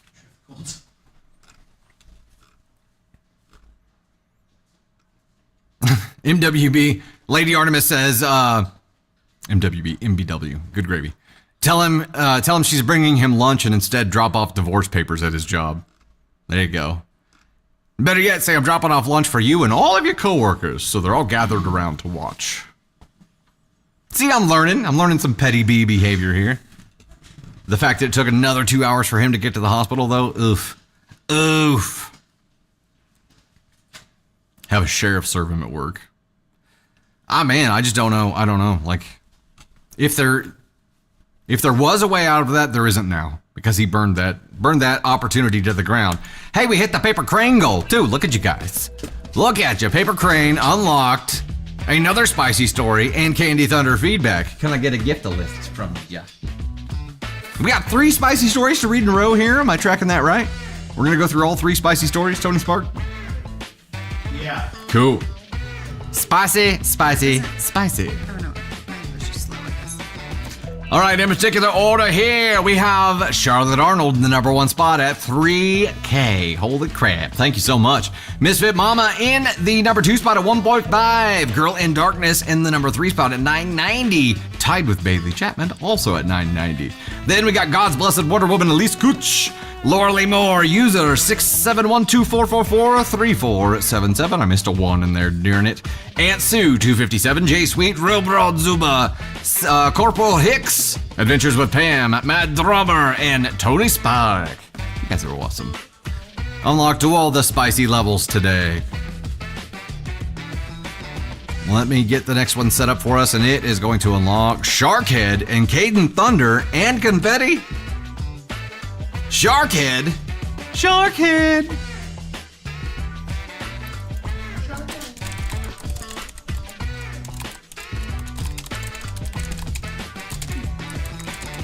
Feels like all 3 of those things should be happening with Caden, right? Caden and the Sharkhead, Caden appearance, and then Caden receiving confetti as well. You guys are just combining words right now. She combined scissors and tweezers last night and called them twizzers. So Navy finds something that looks like what could be a Twizzler. Navy found little nail clippers, and she's like, here's your twizzers. I'm like, actually, it makes perfect sense. Those are twizzers. Nail clippers are called twizzers. They're tweezer scissors. Like, it's Candy Thunder and Navy Thunder. Marketing genius. Marketing genius. Okay, we are going Tiny Dinies now to unlock all that Caden Thunder fun. And let me pin that real quick. Sorry, my brain is just scattered today. Of course, it's Friday. Okay, here we go. Spicy story number 2. Spicy number 2. OP's neighbor rocks, Kelly says. 100%. Yeah, you know what? In all of that, I never gave credit to the neighbor, and she deserves it for coming over and being ready and just being like, all right, girlie, let's get you dressed and get you to the hospital, and having the 1-year-old in tow the whole way. I'm like, I just slowly. That's the toy that got took away from me. I'm not allowed to take it. Not even in the frame now. Good job. Pat on the back. Thank you. The pat on the back. I only break my favorite toys. Okay. Here we go. Boy. Hey, it's Dusty with another spicy story for you. I need to do this again. Wait. Oh. I'm sorry. I didn't know what you were doing. Hey, you know what? I prematurely a story related there. We're gonna get Candy Thunder. Oh my god. She stood up. My brain is a mess right now. You guys unlocked a Tony Spark appearance. Let's bring him up. Ladies and gents, here he is. Ladies and gentlemen. Tony Candy Thunder's demanding. Meanwhile, It's me, I'll be taking the... even Tony Spark. Even Tony Spark shows up on the live sometimes. Oh, speaking of that, hey, when's that coming out? I don't know. There's canoodling going on at the other end of the studio. Sunday. The Thunders are indisposed at the moment. Yikes. Good thing you played the spicy thing right before that. There. Now there's some Samoas happening. I don't know. Anyway, Sunday. A brand new, and some would say improved, episode of Thunder and Spark is dropping. Are you guys excited? No? I'm Wow. excited. That's good. I'm excited. There's a new episode of Thunder and Spark. There's some additions that people say are great. It's going to be great. I don't know. It may not be great, but it could be. It will be. Need you guys to vote in the comment section of Thunder and Spark which chair I should be in for the next episode. Some are saying Me. you guys will get all these inside jokes. Second most exciting thing. What's the most exciting thing happening this weekend, Bay Fox? The 7 of us will love it. I'm sure you will. When this is happening this week? Yeah, I know. She said the second most exciting thing. I would like to know what the most exciting thing. Yes, Charlotte Arnold. It is a podcast that will be available on YouTube and Spotify and Apple Podcast. It's with myself and Candy Thunder and Dustin Thunder and a brand new addition to the podcast, Caden Thunder. Huh? Why are you whispering? Sorry, I didn't mean to whisper. This is sultry speaking hour with Ted. I don't know what that means. We established I don't have high intelligence. That's the second most exciting thing that's happened. No, it was established in the office yesterday. There was a whole discussion about all these different things, and people were like, yeah, that's a sign of high intelligence. And I was like, glad I don't have to deal with that problem. It was about emotional intelligence. I'm not a smart man. So anyway, make sure you tune in to what time, when are we dropping it? Noon Central Sunday. Noon Central on Sunday for a newest episode of Stolen Thunder featuring even Tony Spark. Thunder and Spark. And yeah, Stolen Thunder. we covered some good stuff. I felt like we talked about some fun things. It was a fun time. There were a lot of laughs. Remember, Stolen Thunder is now Thundertaker. That's right. It's wait, did I get an answer from? Bay Fox said they get to see their mom. Oh, that's exciting. That'll be Nice. fun. You guys should watch Thunder and Spark together. Boom. There you go. Yeah. Yeah. Nice. But yeah, check out Thunder and Spark. I hope everybody has a good weekend. I don't know what the weather's like where you're at, but it's very windy outside, but it's very nice. It's a nice temperature. Not a cloud in the sky. I don't know why I'm holding this lightning bolt. I don't know. It's a fun fidget toy. I needed to fidget with something. Yeah. So yeah. What's the TikTok where it's like, we're like, oh my gosh, look, that person gets struck by lightning, yeah. and then it's like Lightning McQueen goes, ka-chow! We should just throw that at people. He's like, it's not Spunder and Thark. It's being renamed. No, yeah. It's being renamed to the Stolen Thunder. Not Spunder. And sometimes Tony Spark's knee. There's no thunder without a spark, Elise. Elise. There you go. There you go. Debatable. All right. Okay, bye. I'm getting the claw. All right. I'm getting the claw. You don't get. You don't get. You don't get. We gotta read a story. You don't get. Arizona's getting some much needed rain. We're heading to Sedona next week, so I hope it's not too much. Not too much, right? Don't worry, you'll see him again. You'll see him again. Everybody's got sun. All right, I need to go red light mode there. Forgot. Sun and clear skies in Oregon. We'll be there eventually. That'll be another trip at some point. We're starting our experiences. It's Sedona this round. Expecting to vibe out. All right. Title of this one is My Fiance Dumped Me Because I Got Into a Discussion with His Ex. Discussion is not in quotation marks here, but I feel like it should be. I got into a discussion. It was a bar fight, but still. Destiny with a $2 super. Thank you so much for the love. Appreciate that. Sunny and cold in Brooklyn? No, we're done. We are done with snow. No snow. Dylan, yeah. I plan on doing some nighttime astrophotography. That's my vibe. Okay, title again. My fiance dumped me because I got into a discussion with his ex. No quotations. Might have been left out unintentionally. He broke up with me today during lunch like it was a business meeting. This week, his ex got sick, and he wanted to bring their little daughter here on Sunday so the ex could rest. I asked him to wait until Tuesday because I was super tired from work. He got mad, and we fought. Time out.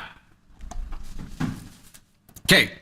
The issue at hand was, hey, I need to bring my daughter here where she also lives because her mom is sick. And OP was like, just wait, okay? Because I'm like super tired. I'm like, oh, hold on.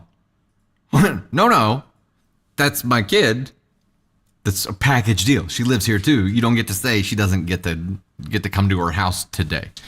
On Monday, he decided to do all of his ex's duties. He picked her up and dropped her off at school, cleaned the house, took care of her, and even took her to the doctor. He got home ridiculously late and always said he was tired when he got in. And always? Okay. On Thursday, his youngest daughter stayed with his mom, and his son went to study at a friend's place. He went to work as usual, and that day we went to lunch together. In the middle of lunch, his ex calls asking if he had seen her car keys because she wanted to go to the store to buy ingredients for soup or something. And of course, he goes to check the car keychain and her key is right there. I don't know what went on in his head, but it was there. After the call ended, I felt like I had to put a stop to it. I told him I could take the keys and go with her to the store, and he agreed because he had an appointment after lunch. Okay, I feel like this is an important note. He agreed to OP going with her. His involvement being over there, like cleaning her house and taking her to the doctor and stuff, his ex, could be considered weird, right? But here, offering to let his current partner do it, I feels like clears it up a little bit. I was out of my mind trying to deal with it, but I was so pissed. When I got to her place, I went straight to her door and threw the keys at her. Oh gosh. I said a bunch of things I didn't think through, but I said what I was feeling. I hated how she always made him focus on her, how he always took care of her, how he was with her.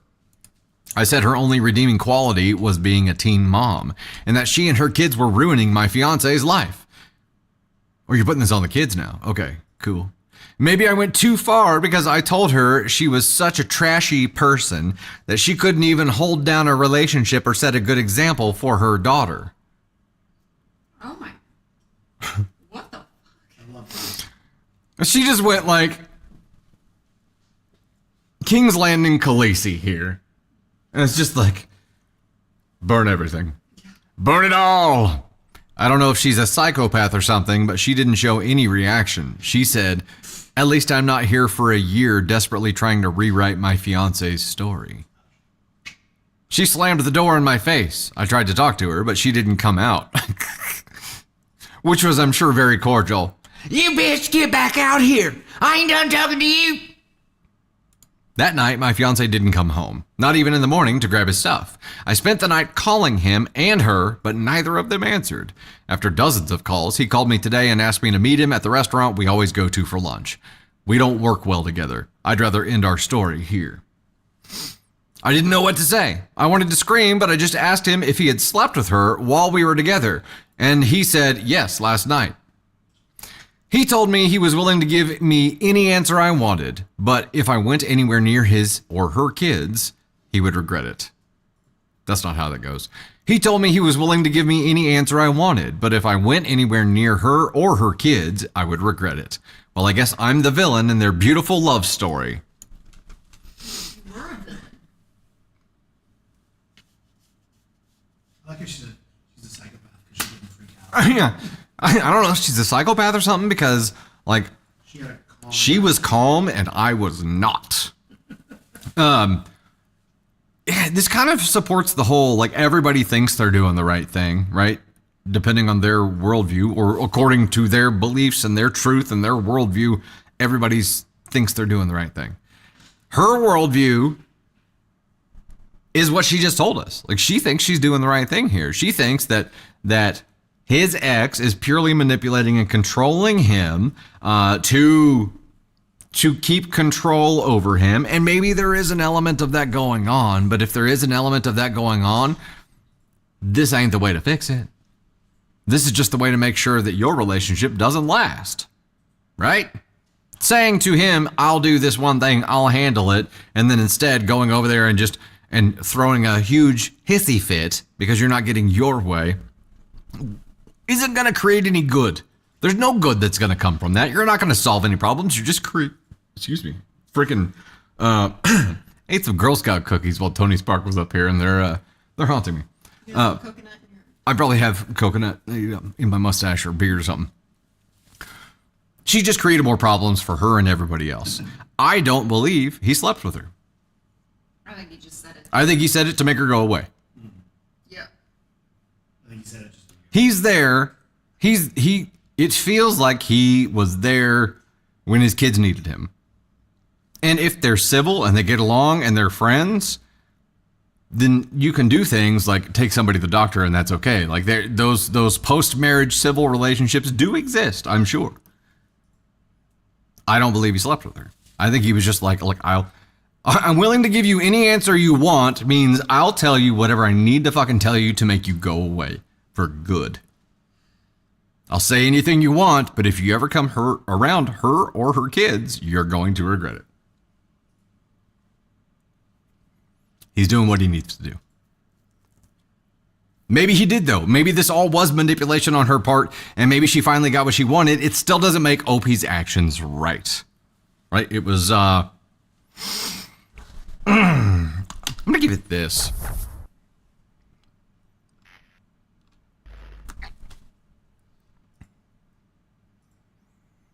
Giving her to Lulu. I'm gonna throw her up here too. I mean, for her being selfish enough to say, I don't want your kids over here. It's probably black hole worthy, but I'm giving her ASCOM 1.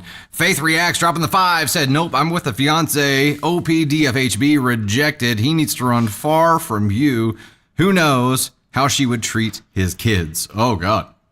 How she's already treating them. If she has the stones to be like, I don't want them here. So that's all you need to know. All you need to know. How did they get to fiance status? Yeah, I don't know. How did they get to fiance status? She must have hidden this side of her for long enough. How did he keep the relationship going after she said shit like, I don't want your kids here? I've had a really long day. I'm really tired. Can't really handle the kids right now.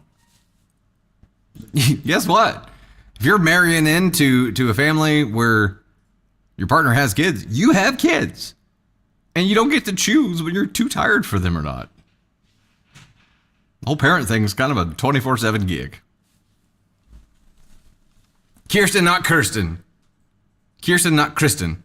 How come I can't get this right? It's so simple. Kirsten, not Kristen, says don't date somebody with kids if you don't want your partner to have kids. Bingo. It's that simple. It is that simple. So maybe there was manipulation going on with the ex. Maybe. It doesn't matter. Because the way that you handled this shows your true colors, OP, and they ain't pretty ones. Yeah. Being a dad isn't a part-time job. It is not. Hey, we're at 810 of 1500 on the Tiny Dinies right now to get the Cajun Thunder focus goals. We're also at 7 of 15 on the YouTube side, which was for the Astronaut helmet. Oh crap, we're going to go into helmet mode. Helmet, oh, the shark head. Shark head was TikTok side. Astronaut helmet is the other one. Okay, I have one more spicy story to read you. Let's dive into that. This feels weird, does it not? It's 3:28 right now. We normally start the Wednesday streams at 3. So now it would be like 4:30. My brain is having a hard time wrapping around this different time. The different day I could handle. The different time, my brain's like, we have like an hour and a half left in this, right? We have 30 minutes. Am I right? Yes. Producer team, blank stares, no reaction. Yes. I don't know if they're psychopaths or what, but they had no reaction. Real broad, yeah. We are going to do the VIP live after this still. We are. Time math, yeah. All right. Here it is, another spicy story, ladies and gentlemen. This one comes from AITA and is titled, Am I the Astronaut for Begging My Sister to Let Us Adopt My Nephew? Am I the astronaut for begging my sister to let us adopt my nephew? Based on title alone, what do you think? If you're begging someone to adopt. Shell Peters extending that sub on the TikTok side. Shan loves to read. Heather McCoy, Marvel Ramsey, Shell Peters again there. Candy Thunder, Christmas Museum Girl, Tricia, Sweet Nest, dropping the tiny dinies. Aunt Sue, Misfit Mama, K-drama lover. There you go. With the roses, Space Cadet, Dawn, Teresa, Space Cadet again there, Bailey Chapman, Keto, My Way, Elise. You guys are awesome. Thank you, thank you. Pamela Ford, Shen loves to read, Genesis 2014, with Tiny Tinies there as well. We got NTAs, we got Ask On Ones. Title again was Am I the Astronaut for Begging My Sister to Let Us Adopt My Nephew? This could go very different ways. Yeah, I don't. It depends. I'm feeling. Ask on one. You're feeling Ask On One? Okay. I mean, it's pretty much an NTA or an Ask On One or an ESH. I don't feel like there's any like middle ground here. Begging someone? I'm gonna go Ask On One. Yeah, the begging part kind of leans it in one direction over the others, but let's find out. Trigger warning. Miscarriage. I just had a miscarriage 3 months ago, and my husband and I tried so hard for that to be our stick baby. Within the past year, we've had 6 miscarriages. We are devastated, but we are not willing to give up on trying for our own. Someday, it will happen. This past month, my sister welcomed her newborn into this world. He is my second nephew and the most precious thing in the world. I adore him so much. During my sister's pregnancy, I was a major part of it, and she is aware of all of our losses, and she knows how badly we want a baby. We want one so bad it hurts. After our miscarriage, we suggested we name her son after the baby we miscarried. His name would have been Noah. My sister said she found it a little intruding and ultimately declined. We were devastated, but we respected her decision. Once it got closer to her induction date, we suggested giving her a ride there, and I offered to be in the room with her. I begged her to let me cut his umbilical cord and for him to be placed on my chest immediately after birth, but she wouldn't let me. No. I felt such a connection with him since the moment I heard his heartbeat, and I felt like he is the piece of us that is missing and the child we lost. This past week, my sister has been telling us how hard motherhood is, and we offered to adopt him and treat him as our own. We want him so badly, and we love him to pieces. My sister declined and asked that I give her space and to not contact her for a little while she gets her mind straight. We begged her and told her how much this would mean to us. She is currently struggling financially as well. My husband and I plan on calling CPS and an adoption lawyer to see what they think is best for him and my family. Hold on.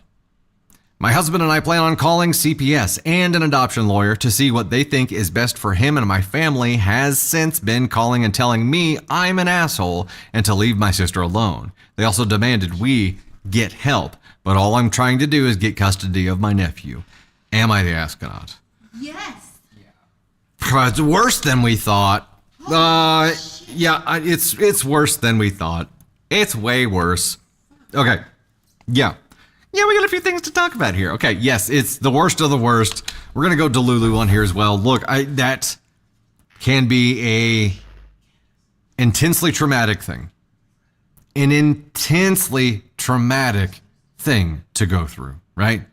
Like, I can't imagine like accumulating this amount of loss. I can't, in a year's time, I can't imagine going through that. However, there's still the ability to know right from wrong. Isn't there? No matter how deep you dive into this, you still know right from wrong.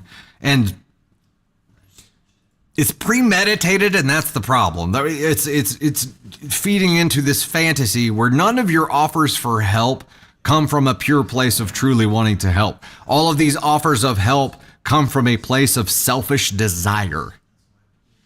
You didn't want to help be in the room to be her emotional support. You didn't want to give her a ride to truly be a good person, you are obsessing and fixating, and it's dangerous.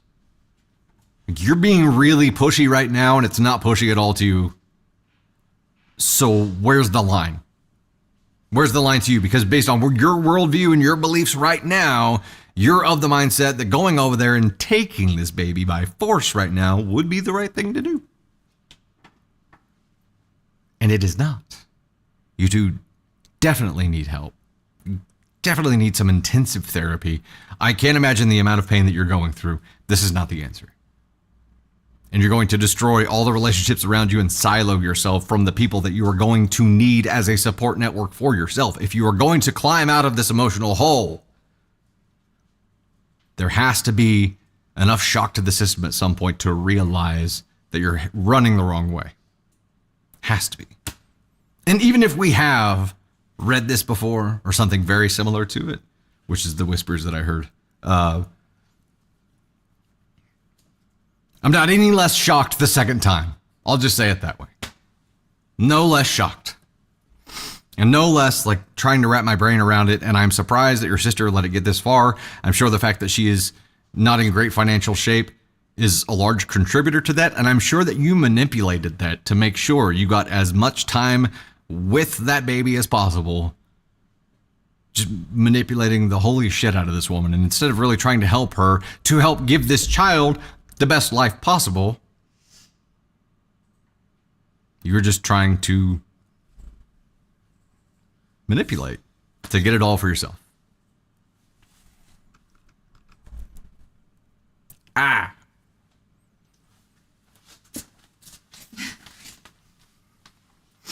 My leash keeps me from getting too far. One of these times I'm gonna run and you're all just gonna see me like fly back down and fall. You're And then I'll be like, help! I've fallen and I can't get up. where's your life alert button? The bone is now poking through the skin. It's beginning to smell a bit like almonds. Is that a thing? It's Will Ferrell from, was it an Austin Powers movie? Yeah. Is it the second one? He goes off, yeah. It's Will Ferrell. I'm still alive. My leg is bad. I'm still... Please. Yes, the bone is definitely protruding through the skin.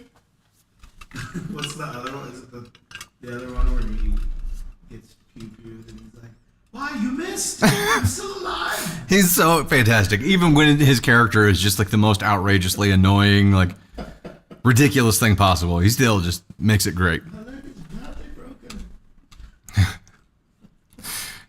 Okay, let's dive into, that was our third spicy one, right? Yep, so okay, we're through the spicies.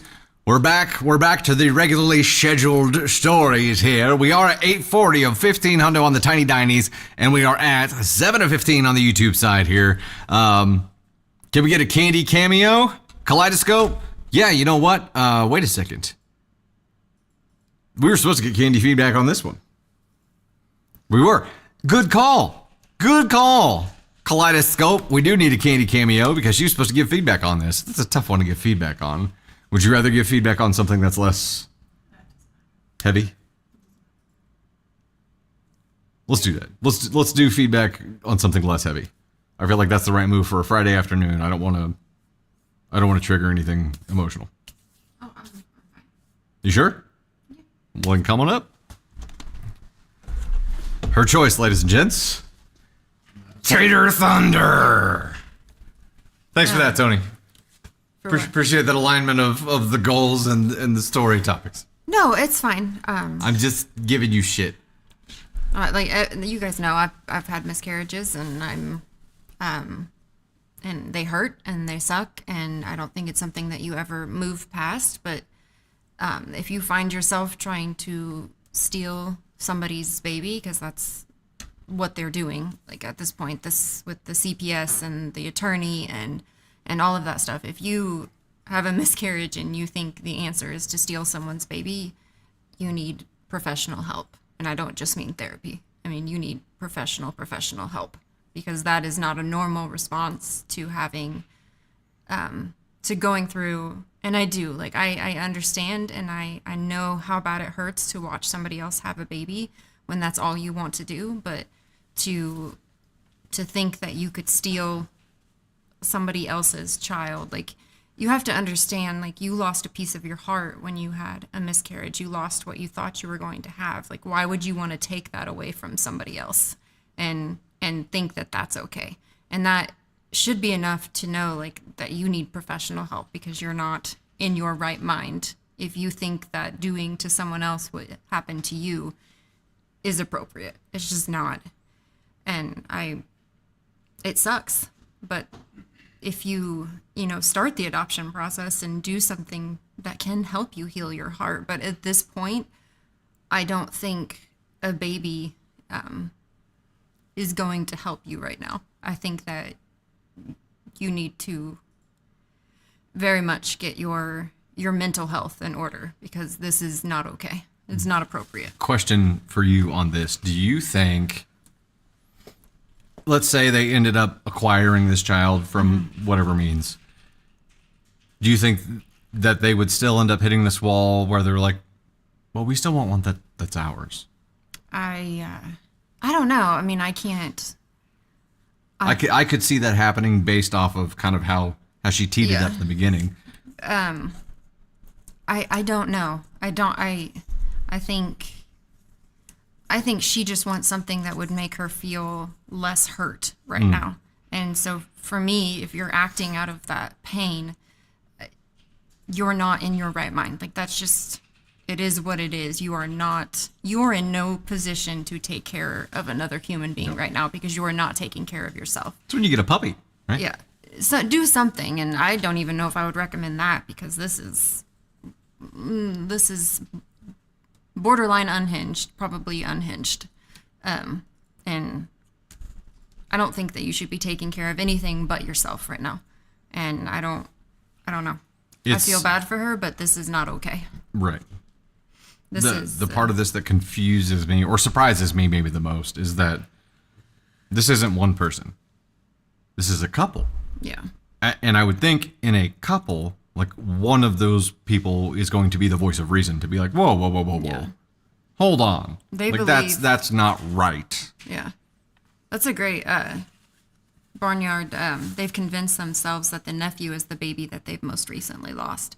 And that right there, unhinged. Like, you need professional. Wow. You need to inpatient professional help, and the fact that your husband is enabling this behavior is, that's, like you said, the fact that it's a couple makes it even worse, because they are in this together and they're feeding off of each other's, I don't know what they're feeding off of, but sadness, like, the entitlement here though is just, it's off the charts. And I feel bad for the sister that had the baby, because what a thing to deal with in your postpartum, and OP is probably still reeling from all of those miscarriages, because that many in 1 year you are not okay. Right. You are 100% not okay. And I hope that you see anyone going through miscarriages like that, I hope that you are seeking professional help for your mental health, so that you are able to heal from what you've gone through, because it's hard as fuck. That's all I'm gonna say. I think it's one of those, like, there are some wounds that never become scars because they never heal, right? Yeah. And you just learn to live with those wounds as a part of who you are. Exactly. And that's the kind of thing this is. She's looking for something to heal that wound, and this won't heal it. And that's what worries me about if they involve CPS and if they involved attorneys and somehow ended up blackmailing her into they ended up with the kid, they would still find themselves at some point being confused and conflicted because they don't feel healed.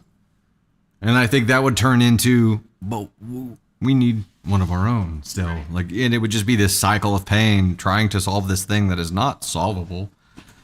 It's scary. It's scary. Okay, we'll dive over to the next one here. Thank you, Tater Thunder, ladies and gentlemen, giving her wise feedback as always. The golf claps there. Loved it. Love the golf claps. Do number 4. Also, All right, let's give some thanks for hitting the tiny tiny goal over here, and then we'll dive into number 4, and then you all get a minute with Caden Thunder as he does some kind of dance with a shark head on while having confetti thrown at him. Can I get a gift of this? Sounds like a show I don't want to miss. It is a show you don't want to miss. Hey, by the by, Like an episode of Seven. here's a tidbit for you. Here's a tidbit. Yes! Do the Mr. Milkchick dance from Severance. Yes, that's perfect. With the shark head on. I had a dream last night Oh my god. that Candy Thunder cheated on me with Dwayne Johnson, and I woke up pissed. Like I knew it wasn't real, but it's still, I was hurt. And I was pissed. You ever do that? You ever wake up in a dream or wake up from a dream where somebody did something that they didn't actually do, but you wake up pissed still? It doesn't happen to me very often, but I woke up pissed. I was like, yeah, she was driving this truck and everything. It was very invasive. Okay. In particular order here, we have MX Banners in the number 1 spot at 4.5K. Holy crap, Bailey Chapman in the number 2 spot at 3.1K, then Shep at 1K. Timeout real quick. Great Andy Kiki, saw that you had jumped back in there and said sorry for earlier. It's been a tough day. Look, we love you. You're part of the fam here, and this is why. Like, we can disagree and still be friends, right? We see you. We see you.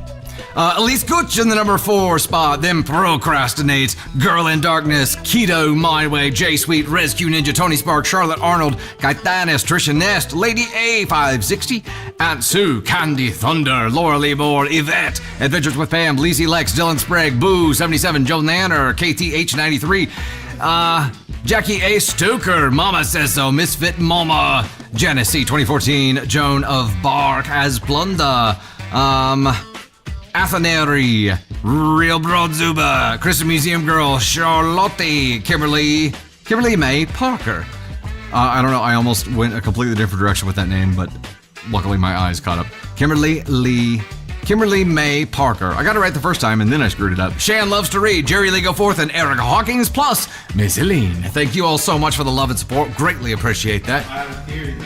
What? Tony Spark has a theory. Hold on. Wasn't cheating on you with Dwayne Johnson because you and maybe been playing Maui and There you go. Moana recently, so you have been Maui a lot. Hey, lately. you're just making it worse. You're just making it worse because I feel like, Tony Spark has a theory that like it wasn't Candy Thunder cheating with Dwayne Johnson in my dream. You did something like Maui. Music. We gotta stop using music. Why? It keeps lingering into the stories. Oh, okay. It's a TikTok issue. It's not an us issue. I had it happen earlier on my TikTok. All right, uno momento. Let me set up the next goal here, and then we got to stop using music. No, just for today. That would probably push it back.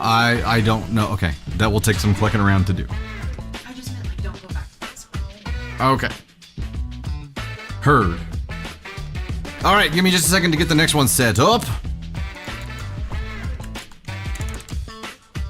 Oops, that was too many. Okay, we're gonna read story 4, and then we'll get Caden Thunder up here. Let me get out of this music scene. I know it's causing some issues right now. I had to end up turning my phone off today You had to turn your phone off because for. it wouldn't stop playing a TikTok video, even though Oh, okay. So like TikTok audio has been Funny story. it keeps weird. carrying on. Yeah. I had to Weird. And the 100 hand hearts that we're going for right now are for Tony feedbacks. Okay, so story 4. We'll dive in right meow. Hey there, it's Dusty Thunder with another story for you. Title of this one is Am I the Astronaut for Not Wanting to Split Groceries with My Roommate? Do the poll for this one. Are you able to start a poll up again? 1 minute poll, TikTok side starting shortly. YouTube side, please comment with your vote. Am I the astronaut for not wanting to split groceries with my roommate? let me click on moderator settings. Is that where it was last time? Your music was much louder? Okay. See, I tested that too earlier and it was fine, but good gravy. I will fix that as well. We won't go back to music until the very end today. So Let's see if there's an update. I'm going ESH. What did you say? My app, I got the poll started. Oh, you got the poll started. my Okay. app is just wonky. No polls for me. It's wonky. Oh, but by the way, Tony Spark, your whole Moana theory, Tony was saying that She's subconsciously. it's a subconscious integration of Navy Thunder has been watching Moana 2 a lot lately, and we've been playing like Maui and Moana. The part that makes this worse is that at some point in the dream, he did say, What can I say except you're welcome? And it did not help. So thank you for bringing that pain back to the surface for me. Why The Rock? At least it wasn't Ryan Reynolds. I don't know. I didn't even get to pick the celebrity. It was just such a far-fetched thing. Like, I don't know. Oh, no, Cake the Rogue. You'll still be able to see it, though. Don't worry. Don't worry. Okay, I went ESH on this. Is that 1 minute poll up? Yeah. How do I see the result? Unknown. Shell Peters dropping a bunch of the hand hearts. Getting after it, Missy Elliott with the rose. Melissa Elliott. Sorry, I just went straight with Missy. I was like, the Missy I couldn't Elliott? see it, The Missy I Elliott? want to say NTA was winning. You want to say NTA was winning? Okay. He's not a celebrity that I'm not attracted to big, muscly, like giant dudes. So part of this came from we watched one of the new episodes of Reacher last night. I was like, maybe it was like a Reacher thing. I don't know. And she was like, oh yeah. I was like, what do you mean? Oh yeah. Apparently it's All I can see is Micro Pete. Reacher and Micro Pete. Oh gosh. Okay. I'm ESH on this. It is, am I the astronaut for not wanting to split groceries with my roommate? I, 24 female, have been living with my roommate Sarah, 26 female, for about a year now. We get along well for the most part. She's clean, pays rent on time, and isn't one of those horror story roommates you read about. But there's been this growing tension over our grocery situation that I can't shake, and I'm wondering if I'm being petty. When we first moved in together, Sarah suggested we do a joint grocery budget to make things easier. She had lived with roommates before, and she said it was way more convenient to just split the cost and share everything instead of trying to keep track of separate groceries. I agreed because it did sound easier, and at that time, I assumed we had similar eating habits. We each put in $200 a month, which seemed reasonable. But over time, I realized Sarah eats way more than I do. For context, I work in an office and usually grab lunch while I'm out. Sometimes I even skip breakfast if I'm running late and just grab coffee at work. That means I'm mainly eating at home for dinner, and even then I cook simple meals like pasta, salad, eggs, stuff like that.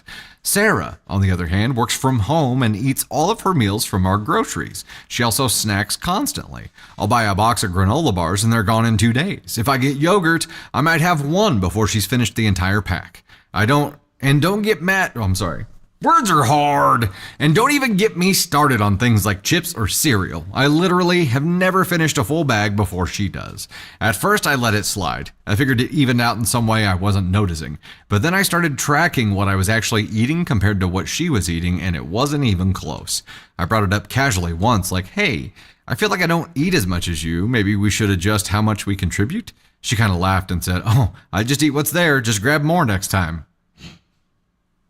So I started trying to buy things just for myself, stuff I knew she wouldn't like. I got almond butter instead of peanut butter, flavored oat milk she once had said she hated, and a weird brand of protein bars. Somehow, even those disappeared.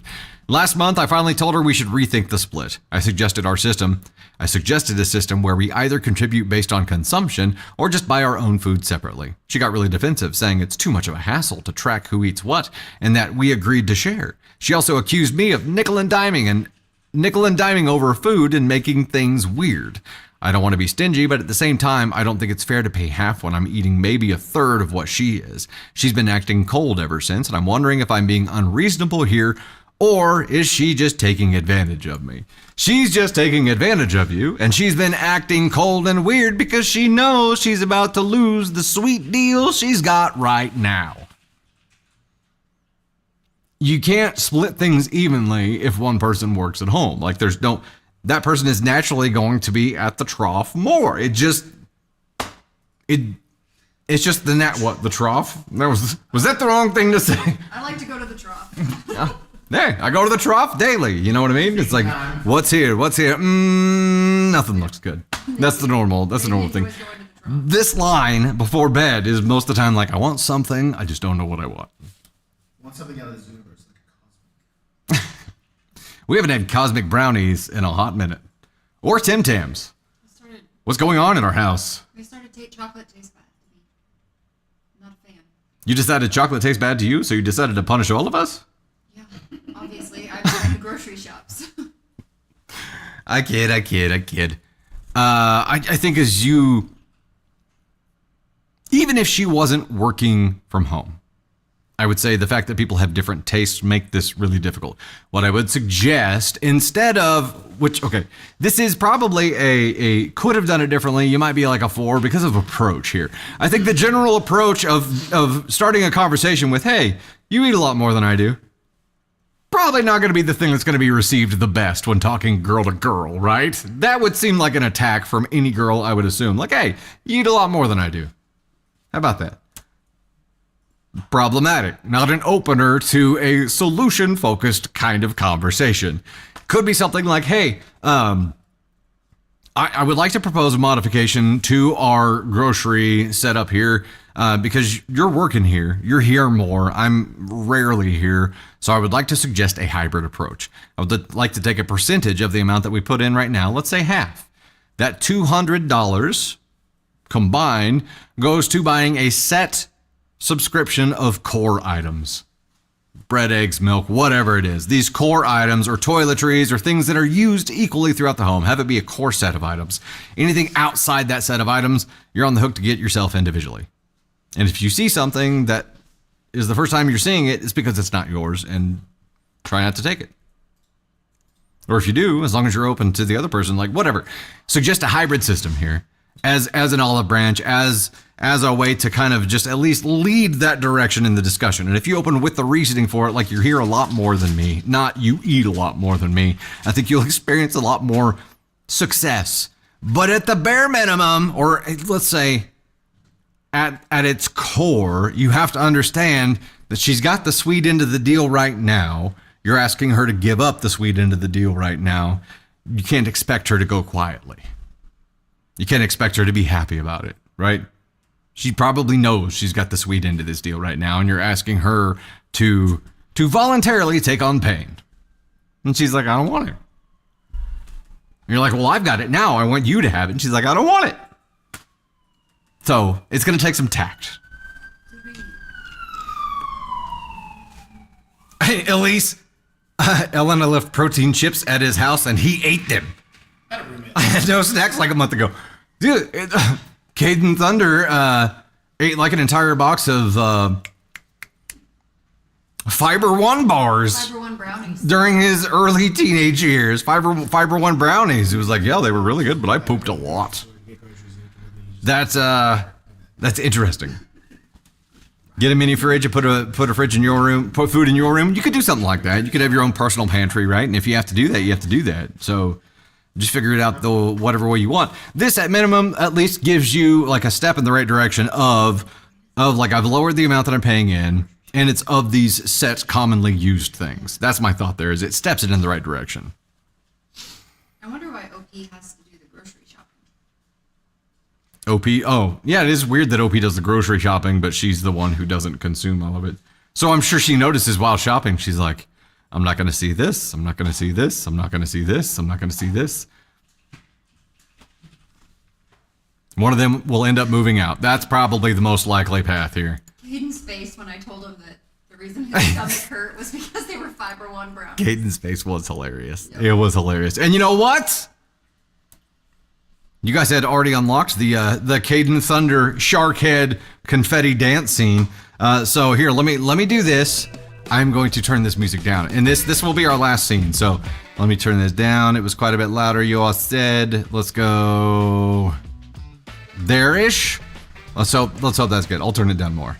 All right, we're gonna get Caden Thunder up here for you. I won't go to another music scene in case it throws things off here. Ladies and gentlemen, the one. Where is Caden Thunder? You ready? The only Caden Thunder.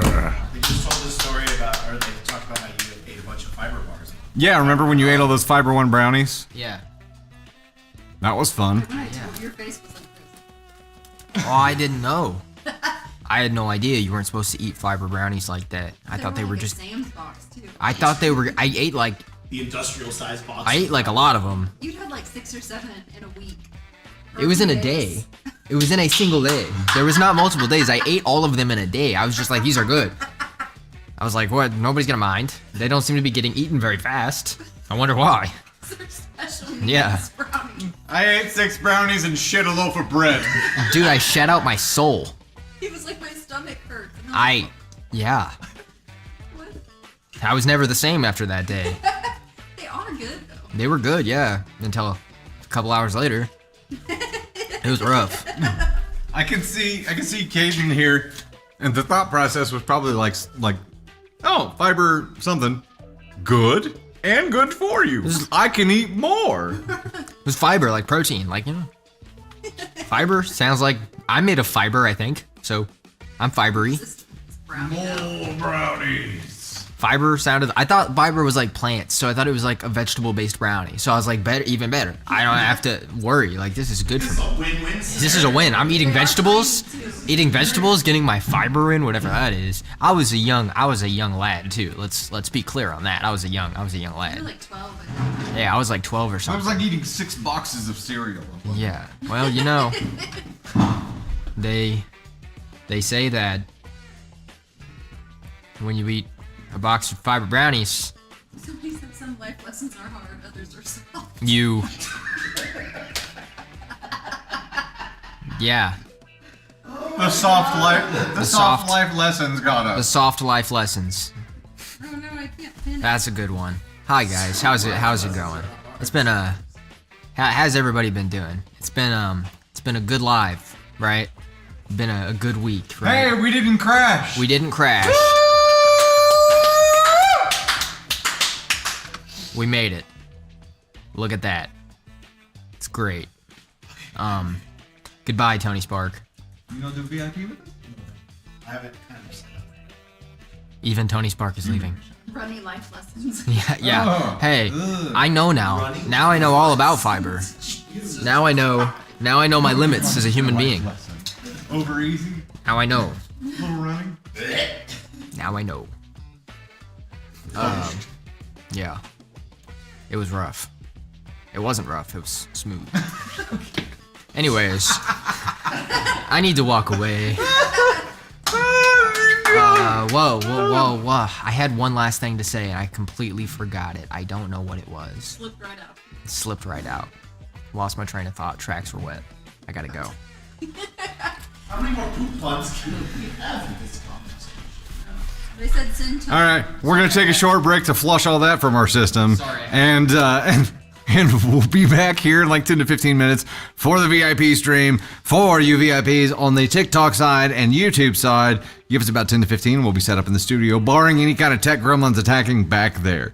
So we'll see you here shortly. Thank you so much for hanging out with us. You guys are awesome. Yvette, Crafts of Paradise, Leslie, CLC, Courtney, Mets fan, Jenny with the ice cream cone, KTH93, as Blunda, Bailey Chapman, dropping the hand hearts, Melissa Elliott as Blunda, again, there's Shell Peters. You guys are so freaking cool for hanging out with us on a Friday. And thanks so much for being here, even though, we crashed the stream Wednesday. So y'all are our real friends. We appreciate it. Rex is dead. Biggie B, Pilo Sophia, Hallmark, Fan, Nisi. Good to see you. Angie, Tony Spark, who just walked out the door. He's not going to be on VIP. If you're going to come to VIP just because of Tony Spark being there, don't bother because he's abandoned us. MX Manor dropping to 330. Tiny Diny's Jessica Sweet, that Alaska girl. Thank you guys so much. We'll see you here soon. Until then, bye. Bye.